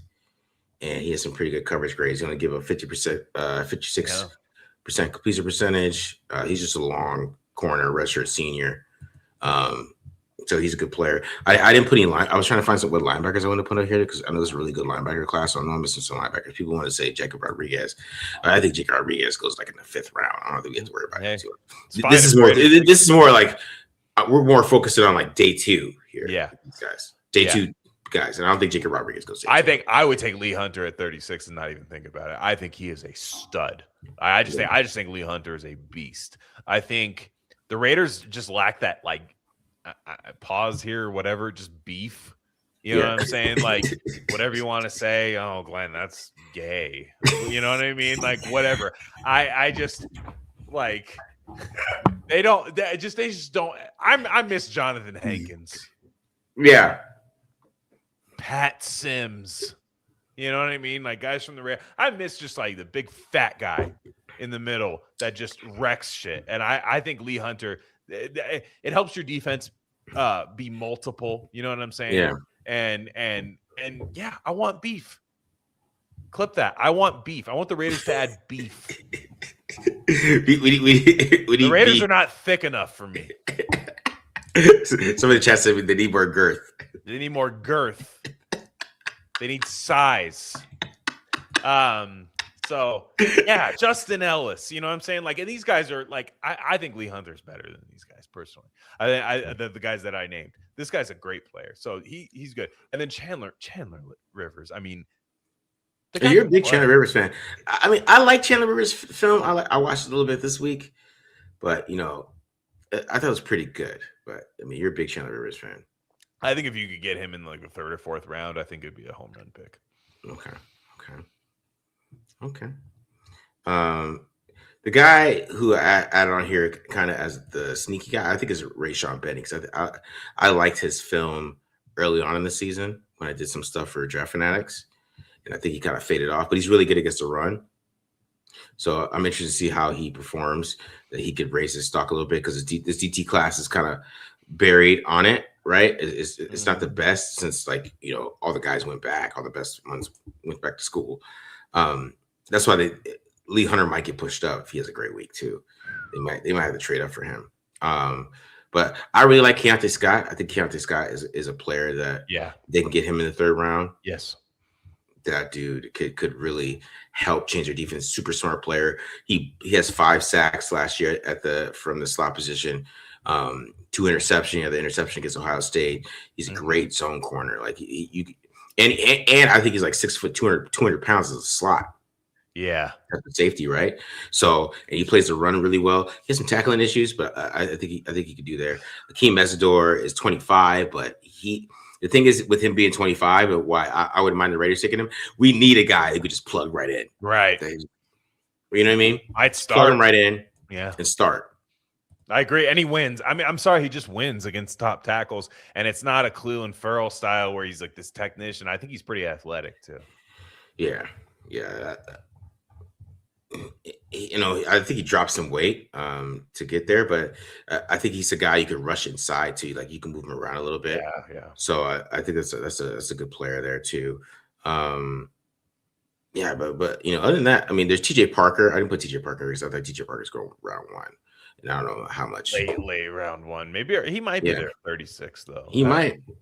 Sometimes guys like that, he doesn't seem to have a lot of hype about him. We'll see how he works out. Yeah, I mean, those are the seniors, though. There's some interesting underclassmen, though, I think.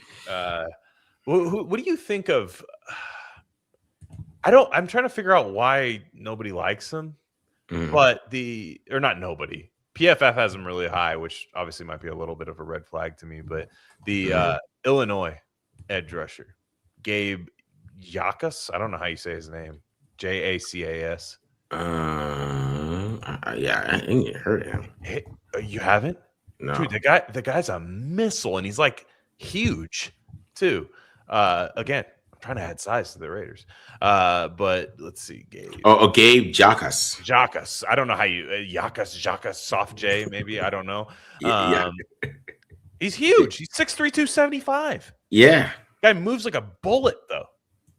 Like you would think he plays like he's 245 off the edge. Okay. I like him a lot. Productive too, a very productive player. I don't know if has he declared? I'm not exactly sure, but he's quick, man. I mean, he's got a first step. I mean, he's got a first step that kind of I don't know how he is against the run, but he's also 275, and I'm like, hey, yeah. He had 11 sacks in 2025. Yeah. 3 forced fumbles. I mean, I don't know if he's much against the rush. Passer. I'm not sure he's much against the run, but you're 275. So can I work with that? Probably. I want to see what Matt thinks of him real quick. Yeah, I haven't heard Matt talk about it. I've been following the channel, so I'm not sure. So maybe Matt's not big on him. Matt has his scouting reports on Bleacher Reports. I can just look it up. Got it. He said Jacas has good size and carries his frame well, a little bit. Well, what's your grade on it, Matt? What's your grade? Matt has a 3rd round grade on Gabe Jacas. That's when I would take him personally. His pro comparison is Jonathan Greenyard without which would be a home run if you got that in the 3rd round. Guy's a stud. He's the reason Dallas Turner isn't playing. for the Vikings. Yeah, that would. I mean, 270, 6'3", 275, which is a crazy build, but he's not fat. Like you look at the guy, it's like the guy's built like I when they say he was 275, if you watch him, like there's no way that's 275. You would think it was 245 just coming off the edge. Like crazy. Just freight train coming off the edge. Nah, to me, I think the Raiders need that bad. Yeah. Man, I think he sucks against the run. He has to. He has 23 tackles and 11 sacks. There's no way he might. Don't get me wrong. But you're also 275. So if I have a good D-line coach, I'm like, you're 275. I need to be able to, do that. But I don't know. If you have 11 sacks in the Big Ten, 6'3", 275, Illinois, I don't know. Like he's kind of scary. I don't know. I think somebody's going to get their hands on this guy and make him into a good pass rusher. I'd love it to be the Raiders round 3. Yeah, the combine hasn't started yet, man. That's why the combine changes everything. So it's true, but there's no. I can't imagine this guy works out poorly there.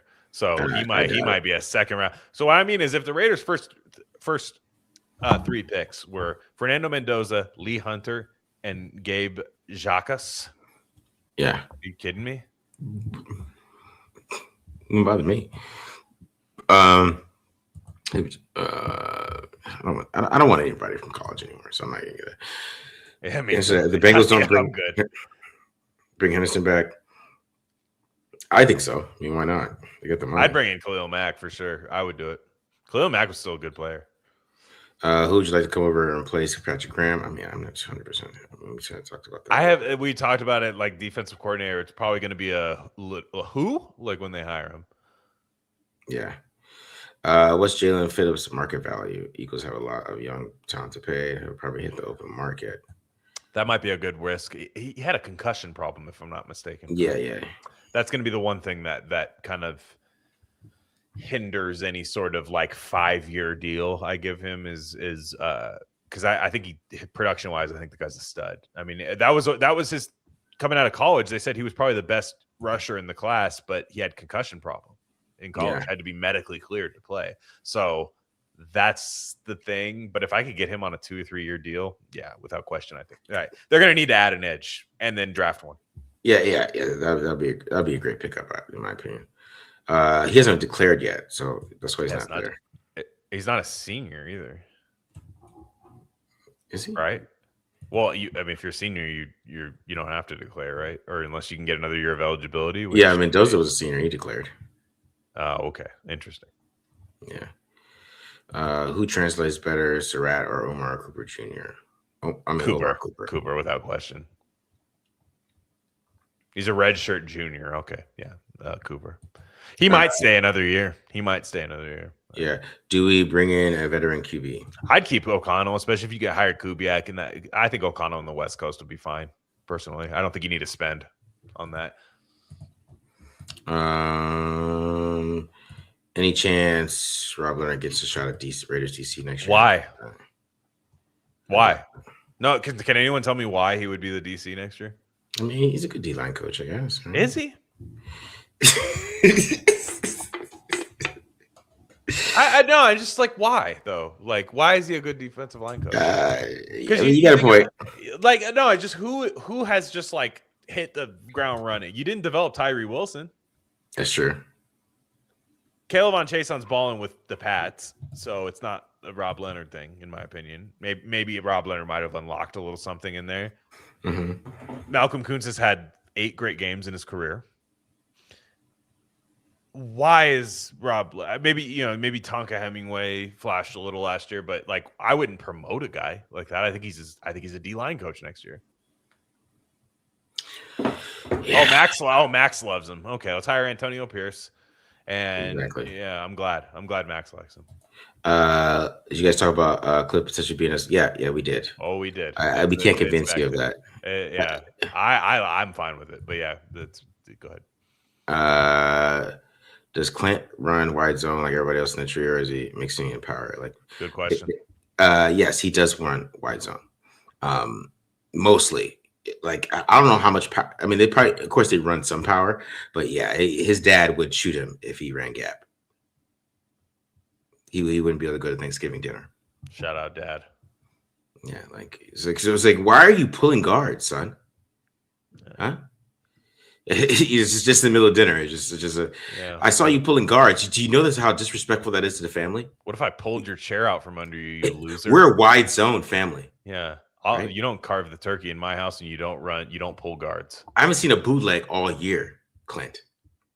Clay, he's got Shanahan doing bootlegs. You're disrespectful to the family heritage here. So that's what happened. Mm-hmm. That was a Thanksgiving acting for you. I think that's true. Yeah, I think that's exactly verbatim what happened. All right. Is Jordan Tyson your wide receiver 1 in this draft? Grade wise, yes. Probably size wise, and who's the monster? I'd probably go Tate. Tate's probably the wide receiver 1. Because Tate has the upside. Tyson's a better wide receiver right now, though. Like if you want a wide receiver who's better, like right now, you take Jordan Tyson. If you want a wide receiver who's probably better in 2028, you take Tate. Yeah, that's how. Everybody's mad about my Rob Leonard. Not mad, but like I don't think they've thought about Rob. I don't think Rob Leonard's a bad coach. It's just you would promote him. You would promote somebody from the Raiders defensive staff to DC. Is what you guys are telling me. I would not personally. Do y'all see the clip of Danger hyping? Don't know who that is.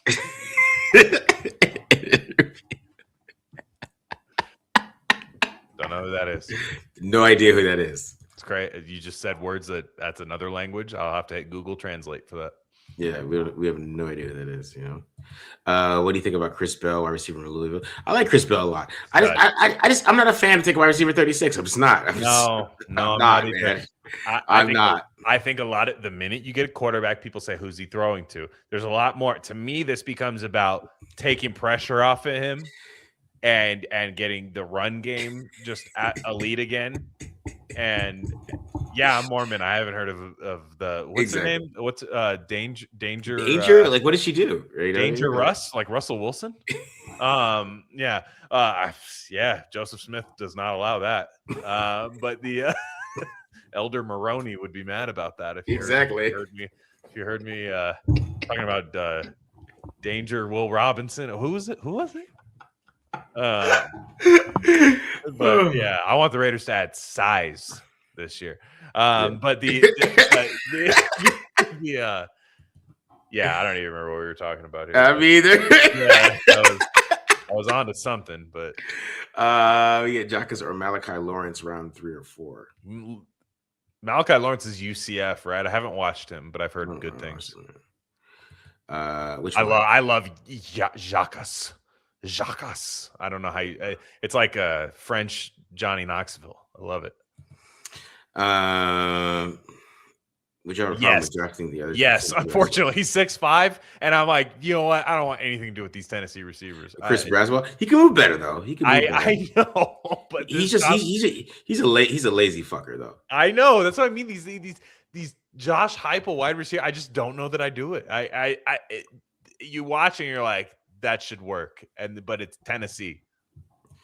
Yeah, Albright has been off this whole thing, man. He said Flores was getting hired. Yeah. Anybody that told you Flores was getting hired for the Raiders, don't ever trust them again. That was wrong. That was a PR stunt. Nobody ever believed that except people who thought they had a scoop. Yeah. And it's not real. They didn't interview Brian Flores. So anybody who says, hey, I have new news on the Raiders coach, but they told you Brian Flores was the next Raiders coach, it's not real. Yeah, and plus, Brian Flores, you see that Mike Penn interview today? Yeah, he said this guy sucks. He's like, I don't want to comment on that. Yeah. We didn't see eye to eye, which is professionalism for and before you play this voicemail, Mike Zimmer, right, who's a dickhead. This is not a great example for quarterbacks, but Kellen Mond. Mm-hmm. He had buzz as like a second round, third round pick. I remember when Kellen Mond came out of Texas A&M. Mike Zimmer didn't want him and just refused to develop him as a head coach.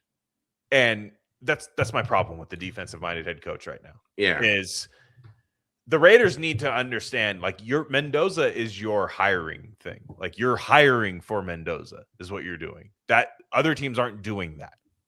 Other teams with established quarterbacks, yes, with the Bills, you're hiring for Josh Allen, but it's about the Bills. You know what I'm saying? It's Josh Allen and then the Bills. With the Baltimore Ravens is, can we win with our Ravens defense, bring Ray Lewis back, Ed Reed back, football and stuff, and then Lamar Jackson works his magic. With the Raiders, it's, can you develop Fernando Mendoza? And I don't want to bring in a Brian Flores for that. Yeah, me either, man. I never understood the Mendoza thing, the Brian Flores thing. It was like the easiest thing. Patriots, right? Brady, it was lazy. Brian Flores is lazy. It was lazy. I saw people going down that rabbit hole, and I wanted to warn them against it. There's more to the Raiders than that. I know, man. Hey, Marcus. Hey, Glenn. I don't want to try to waste too much time being funny in the intro, so I wanted to ask about Clint Kubiak specifically. I think if he hits as a coach, I think it's going to be a Kyle Shanahan type of hit, but I'm a little bit worried about the scheme fit, especially with a young quarterback. Specifically because of how he likes to operate the majority of time under center and have a deep play action passing type of concept, which I'm not really worried about Mendoza being able to learn it eventually. I just think it's more of a system that you want to implement for a veteran. And if anybody's going to do it, it's going to be Mendoza. So I want to see if you think adding in a system like that would hinder a quarterback's development, or do you think somebody like Mendoza could go right in and have an impact, and it's not going to take a long time to get any production out of him? Because from what I've seen, I haven't seen him work with a young quarterback. He's taken veterans, he's elevated them, but I haven't seen him take a young quarterback and make him produce in that system. So I have a little bit of concerns there. If a coach got hired already, sorry, ignore this, but I'll hang up and listen. Thanks. All right. The under center thing I'm not worried about, because quarterbacks just don't play under center in college anymore. It's clapping, it's shotgun and then clapping. Is the way college quarterback is played. And I will say Mendoza has every intangible to develop for that. So I think he's the willingness to learn. If you watch any of his interviews, you watch him blow Urban Meyer's mind. Mm-hmm. Just Urban Meyer like freaking out. Like I've never heard a quarterback talk like that. So I'm not worried about Mendoza taking on. I mean, the guy's on LinkedIn, so he's obviously like about his business. So he's gonna develop. So I'm not worried about that. But with Kubiak, to me, this is why I like Davis Webb, because I think Davis Webb develops the quarterback. I think Clint Kubiak develops the offense. Not saying either one is better, but Davis Webb, I think, could get Mendoza, be like, okay, you don't play under center. Here's how we play under center. Because Davis Webb played in air raid in college. I'm not saying he, developed into some great NFL quarterback, but he might know a thing or two about converting from like air raid to NFL or something like that. Now, Clint Kubiak, I think, will have the Raiders offense like pretty good right away. That's kind of why I expect them to hire him, especially with Genty there, with Bowers, with Mayer, with Tucker. Guys like that. I think Besh. I think they're gonna be like pretty good right away. But I think with Davis Webb, I think you're kind of like 3 years from now, you're like, ooh, I think Mendoza really credits those 3 years to Davis Webb. Wow. Just my thing. Yeah, I the thing is, well, like if Mendoza's with Kubiak, I know he's gonna play well because the system, no matter what, Kubiak can hide him year one. Mm-hmm. That's the thing. Kubiak can hide him with the play action, all that stuff. He can hide him.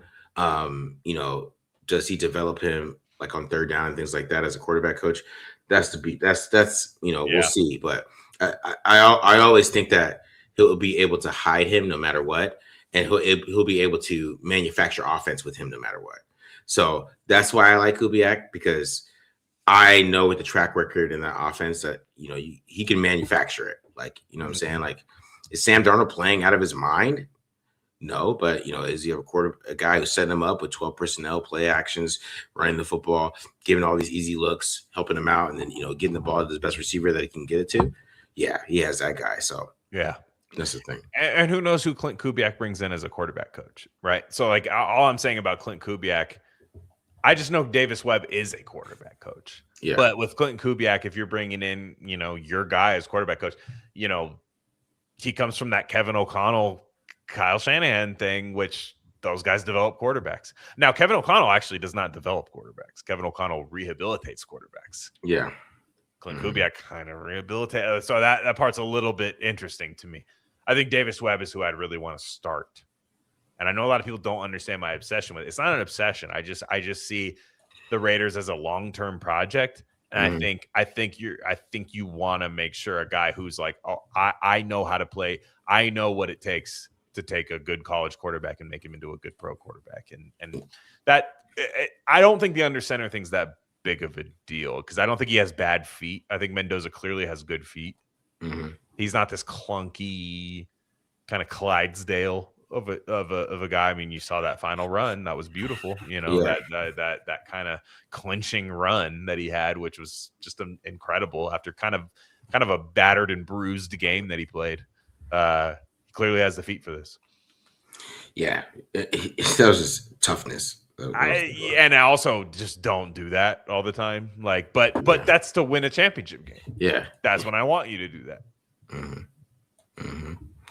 All right. Why is Mendoza only throwing black shoulders a negative? Isn't that one of the hardest throws to make? Yeah, I agree with you. I agree with you there. I think he's kind of perfected it in college already, which I think is a lot of quarterbacks don't the time because correct me if I'm wrong here, Marcus. Back shoulder is about timing as much as it is placement, and I think Mendoza has both already. And the thing is, with the back shoulders you threw in that game, is that he doesn't throw back shoulders to Becker. I mean, that's something he never did on film. That was an adjustment during the game because they were locking them up. So he that's like the first pass he threw to Becker and almost got picked off because he tries to throw it over the top to Becker. He throws back shoulders to Surratt, but he realized that Becker wasn't beating anybody, so that's why he threw a back shoulder. I mean, I just think he's, it's weird. I think we're all in agreement here in the chat that he's the pick, but there's just so many people that have so many questions about him. Like he's AJ McCarron on these Alabama teams. Like he's Ken Dorsey on the old Miami teams or something. And you're like, yo, Indiana sucked until like a year ago. It's weird because if he played for Ohio State, people would like him more. I feel like if he played for LSU, people would like him more, but it's because he's from Indiana and they're like, oh, it's his team. But the team hasn't been good at all, like for many years. Like he clearly elevated this team beyond the Curtis Rourke Indiana years. Yeah, and that's my thing. My thing with it too is, when people doubt Mendoza as a prospect is weird to me because he's 6'5", 225 pounds. Exactly. He can move. Has a pretty good arm. Reads the field pretty well. Good kid. And he has high intangibles. Right. High intangibles. And that's the thing with me. Like, and I know he can't do what Caleb Williams could do, right? I think it's a lot of it. Caleb Williams, had that crazy pass in the Rams game. But like I was telling Matt after that game when we did the other TDL draft show, is that Caleb Williams could not see DJ Moore running the route. So he had to assume he threw a pick because of it, because he's short. like Caleb Williams would not be drafted, top 10 in the 2000s. Mendoza would, no matter what. I mean, we wouldn't even be talking about this. This is this year 2000. This is 2006. This wouldn't even be a conversation. You would have been playing under center a little more in college too, probably too. Yeah. So but also yes. You know what I mean? Yeah. You know what I mean? Which is more important to have, team speed or size or power? We're missing a quality here, awareness, because speed with no awareness is actually worse because you run yourself out of a play a lot of times. I'll take size and power in this argument, but if you had speed and awareness, you cannot beat that. you cannot beat speed and awareness. Early Raiders teams, Al Davis Raiders teams, with speed and football awareness because they had great coaching staffs. But like size and power right now, the Raiders need it, man. I mean, like right now, you look at their defensive tackles. I think Laulu and Hemingway, like they're solid, okay, kind of players that I could see being part of a good defensive line. But remember the old commercials? Where's the beef? Yeah, Those old commercials. That's what I'm wondering with the Raiders right now. Where's that at? Where's that at? They just need to be able to push somebody around. Like they need that Dexter Lawrence. I know these guys are special, but I think there's a few of those guys in this draft that could at least become diet versions of Dexter Lawrence. I'm team speed. You like speed, but it has to have something, right? It has to have some kind of like speed. Nowhere sucks. I think you need speed at a couple of places, right? You need speed at corner. I think you Right. definitely need speed at linebacker. Yes. And I think you need some kind of speed at wide receiver. Like speed at linebacker and speed at corner is key to modern NFL, winning in the modern NFL. Because you gotta have those guys that can stop the deep passes, and you gotta have those linebackers that could just play in coverage and also play the run. So I think you got to have the speed at those positions. You know, like running back and some of these other positions, yeah, it's important. But I think on defense, it's really important. You want power up front, speed in the back seven. That's what I would say. Good point. Good point. Yeah, good point. I agree with you there. Because even speed off the edge, it's like, man, power with technique and just gotta have it-ness. You know, that's just that's the way to go. All right, so we got one more voicemail. I'll play that, and then we'll get to the game lines, and we'll finish up the show here. Do you feel it's imperative for Kubiak to bring Justin Otten, Seahawks run game, especially with him? He has been supposedly been a big factor in the run game success. I mean, that might be his OC. Might be. Okay. It's usually how it works. Yeah. Mm-hmm. The pocket OC. Yeah, no. Where's Baby Shook, man? Baby Shook has been here tonight. No Baby Shook voicemails tonight. He didn't leave a voicemail this week. He must have been. He's on his Born Identity. Hiding away. It might be a rough week with the. I mean, the comments were fed up. I mean, maybe you guys scared him away, man. Because he might have. I mean, he might have, and he felt really bad in the comments. Like he didn't want to ruin this. He said, "I don't want to ruin the show." Yeah, he's a team player. I'll say that about. Yeah, man. Yeah, he is not a throw me the damn ball. Keyshawn, he would never write a book like Keyshawn Johnson said, "Throw me the damn ball." He wouldn't do it. He's like, "I don't want to hurt the show" and shit like that, man. Yeah, he really did. Yeah, I would give him a contract extension. No, I think I would. But I mean, you guys don't want that. People say, "Is he locked up?" I can't firmly say no. As I say, we can't say no. Yeah, I couldn't be like, "You guys are crazy." Don't say that because it would make sense. He might be. All right, so he laid up with the lady tonight. I think this is Will What's Blast. going here. on, Marcus, Glenn, Matt? Shout out to homie BD. It's Will Blast giving a call to you guys. Wanted to just drop in for the Friday night show. Been seeing all the coaches basically get jobs. Atlanta, seen a guy from Miami signed with the Chargers, offensive coordinator. Took Not the yet. offensive coordinator job over the Raider job. I'm like, that's interesting. I thought you guys were saying, like, you expected us to probably announce the coach before the Senior Bowl. It's getting pretty close. Yeah, this is really, I say the pressure is on Spytek right now. I know he's Brady's boy and all that, but if that guy wants to have a career and really make a name for himself as a GM, he's got to get this right. Getting a coach right now is like crucial, and I really want to see what he, who they choose and who actually wants to take the job. Actually, I think that's crucial also. Seems like all these other coaches had an idea where they were going to go already because they were able to make decisions really fast and quick. But for some reason with our gig, it's taken a long time, and we've interviewed a lot of people and all that. So just not really looking good right now from an outside perspective. Yeah, I'm 3 days, I'm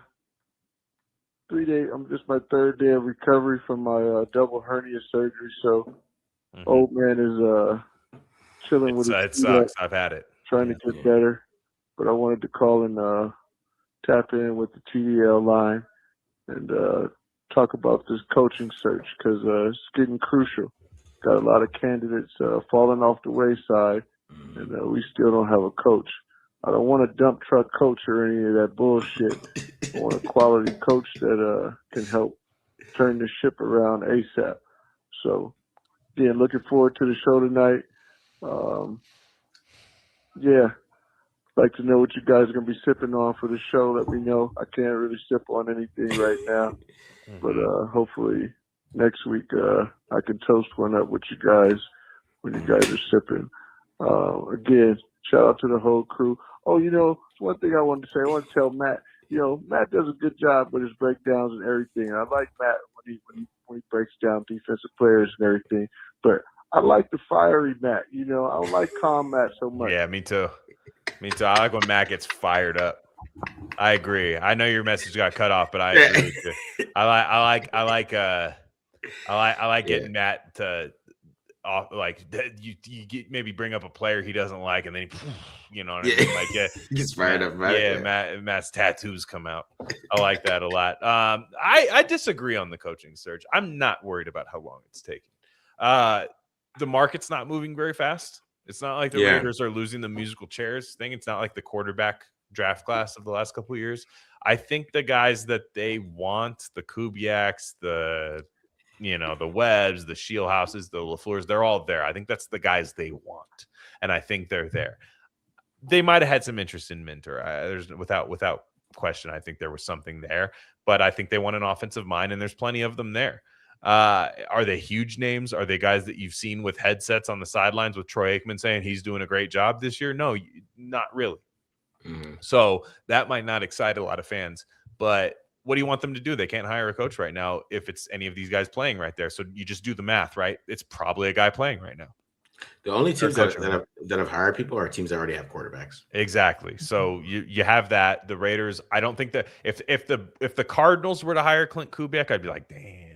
Or like the Cardinals were to hire, or the Browns were to hire, a coach that I wanted, I'd be like, okay, why is our job looking so weird like that?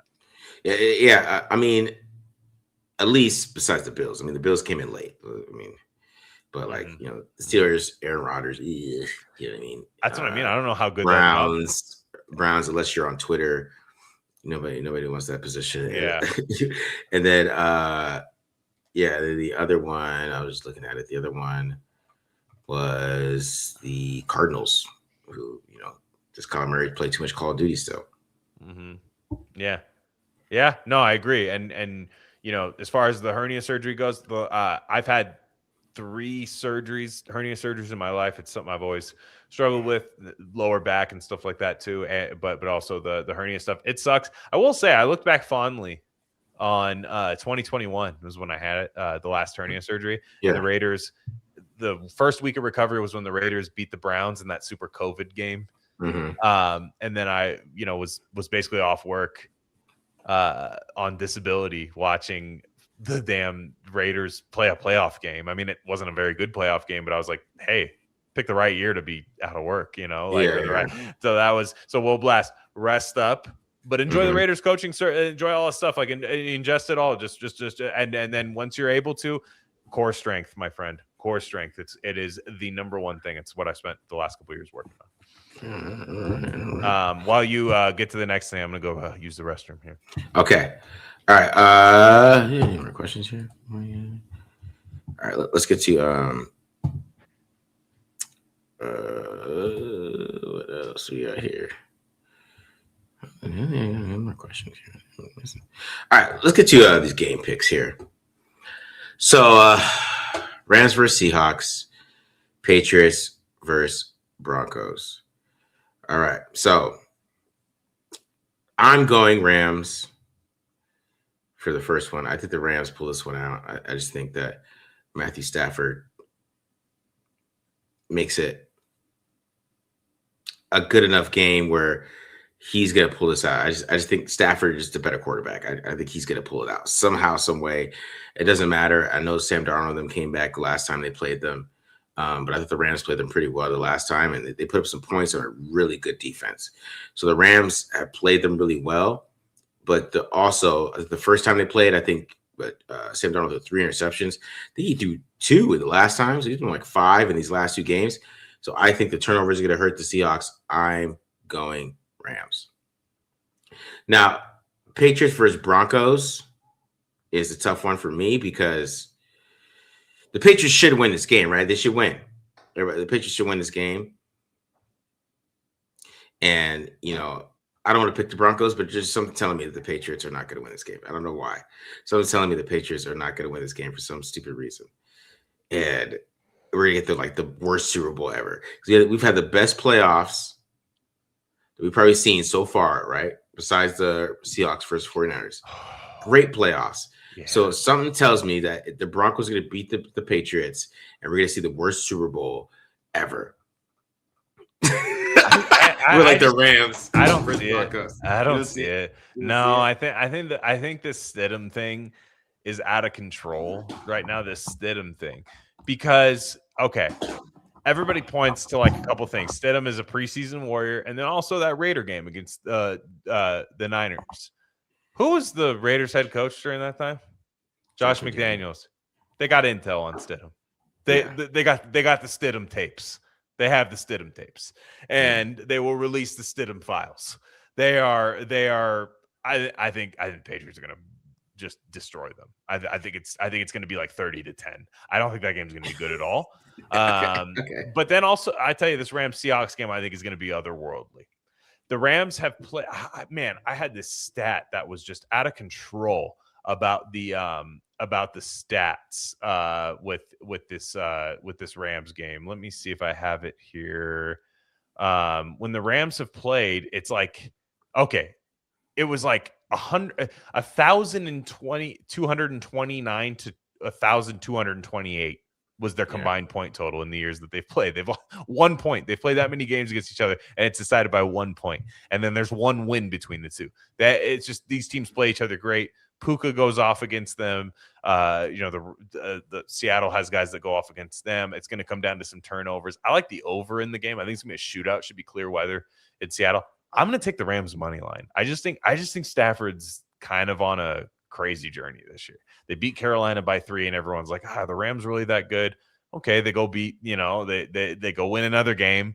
They win it in Chicago when it's kind of like it's snowing out there. They're not going to play well in that game. Well. First off, I'm not a big analytics guy. I'm not a big go for it all the time. But if you have a play to tie the game like the Bears did, do you not go for 2 in that Bears game? Like you have the Rams like shocked, and do you not just go? I'm at home. If I lose this game, like I'm not a big go for 2 to win the game thing, especially when you're at home. But like you just made the play of the year. That doesn't matter, by the way. No one cares about that play anymore because of this. But like, I don't ever want Matthew Stafford to touch the ball again. If I lose by 1, I lose by 1. It's the Bears. I feel like the Bears are kind of playing with house money in that game. I feel like they should have gone for 2. And Ben Johnson was fake alpha like the whole game, going for 4th downs, and then you hit the absolute craziest play I've probably ever seen in a playoff game, to be quite honest. Under those circumstances, you go for 2. Just a side note there. But I think the Rams are going to win the Super Bowl this year. So I think they're going to beat the Seahawks. I think they're just going to find a way. I think it's going to be like 30-27. It's going to be crazy, but I think they're going to win. All right. Don't bring up the Broncos winning the Super Bowl. Don't. I just think the Super Bowl is going to be like one of the worst games. Even the Patriots go, I feel like they get blown out too. I think Pats Rams is a good game sneakily. I don't think they're going to get blown out. I just think it's going to be just a bad under game, like just kind of like 20-16. Yeah. All right, guys. So let's do our raffle here. I'm trying to make sure I didn't miss anybody. Got a lot of names here.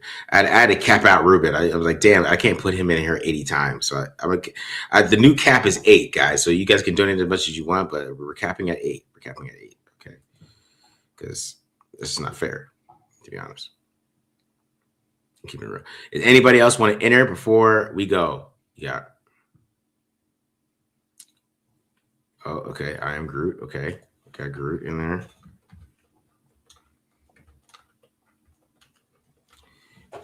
Make sure I don't miss anybody else. Anybody else want to go? Yeah. 5, 4, 3, 2, 1. All right, let's get it. Oh, you got $4 donations to change over there once. Okay, I got you. I got you, Sebastian. Hold on, wait.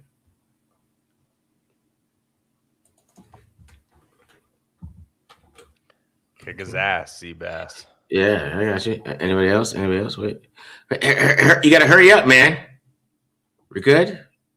I bet there can't be more than that. Yeah, no, because Mr. SCA, she's like, wait, like, hurry up, dog. Let's go. Hurry up. I think get you in here. I think they're playing mind games with you. Yeah.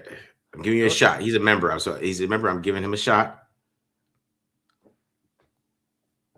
I have you in there, I think, about 5 times, Todd? I got you in there about 5 times. You're in there about 5 times. As you can see right there. All right. 5, 4, 3, 2, 1. He just made it. He said reset. All right. Well, that was pretty good. Okay, I'll get just the DJ in there too. So California said, if you got more than 8, just buy the damn thing. That was pretty good. That is so true, though, man. Yeah. I had a $5. No, that's all right. Actually, it's probably better for your business if they don't. Yeah. To be honest, I $5 super chat last week, but only had 1 entry. Should have 2. You know what, Reese? I'll get you in here today. All right, man. I'll get you in here. All right, dog. I'll get you in here. That's great. All right. Let's go, guys. Let's do it. So I gotta put Justin the DJ in here one more time. How much Justin the DJ do? How much he do? Yeah, no, $2. Okay, all right, cool. Just one more. All right. This is not gambling, and if you have a problem, please call a hotline. We don't have a number for you, but there is one. And this is void prohibited in select states. I think. Yeah. Yeah. And I appreciate all you guys supporting. I do appreciate all you guys supporting like this. So yeah, for sure. Void where prohibited. Void where prohibited. All right. So here we go. Boom. We're gonna do 2 today. We're gonna do 2. What we got? Just buy the damn thing, Oklafornia. Just buy the damn thing, he said. He was the one that made that joke, and he wins. All right, here we go.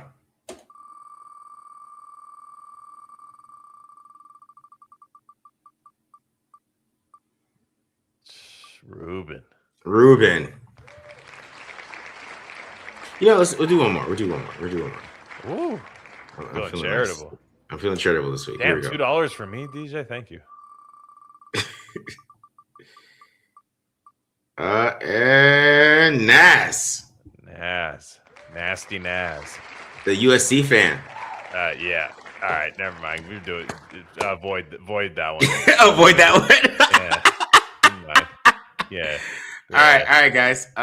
So we are out of here. Oh, it's a T-shirt. This price is a T-shirt. Mm-hmm. It's a T-shirt. So appreciate you guys. Just hit me up on Twitter. I got you guys. And we are out of here. Hope you guys enjoyed this episode. And hit the subscribe button. Tomorrow I have the draft show up too as well. So check out for the draft show. And we are out of here, guys. Hope you guys enjoy this. I'll be back in town. So we won't be doing Monday. Yeah, I'll be back in town for next week. So we'll be good for next week. Sounds good. Yeah. Well, you're gonna have a lot of intel. I'm having a lot of intel, man. Yeah, you're not. This is a business trip. If you don't have Twitter, hit me up on send me an email at markjohn254@yahoo.com or leave a comment. And I wouldn't have Twitter either if I was a USC fan this year. I would have deleted Twitter too. Sheesh. All right, y'all. All right, right here. Peace. Peace.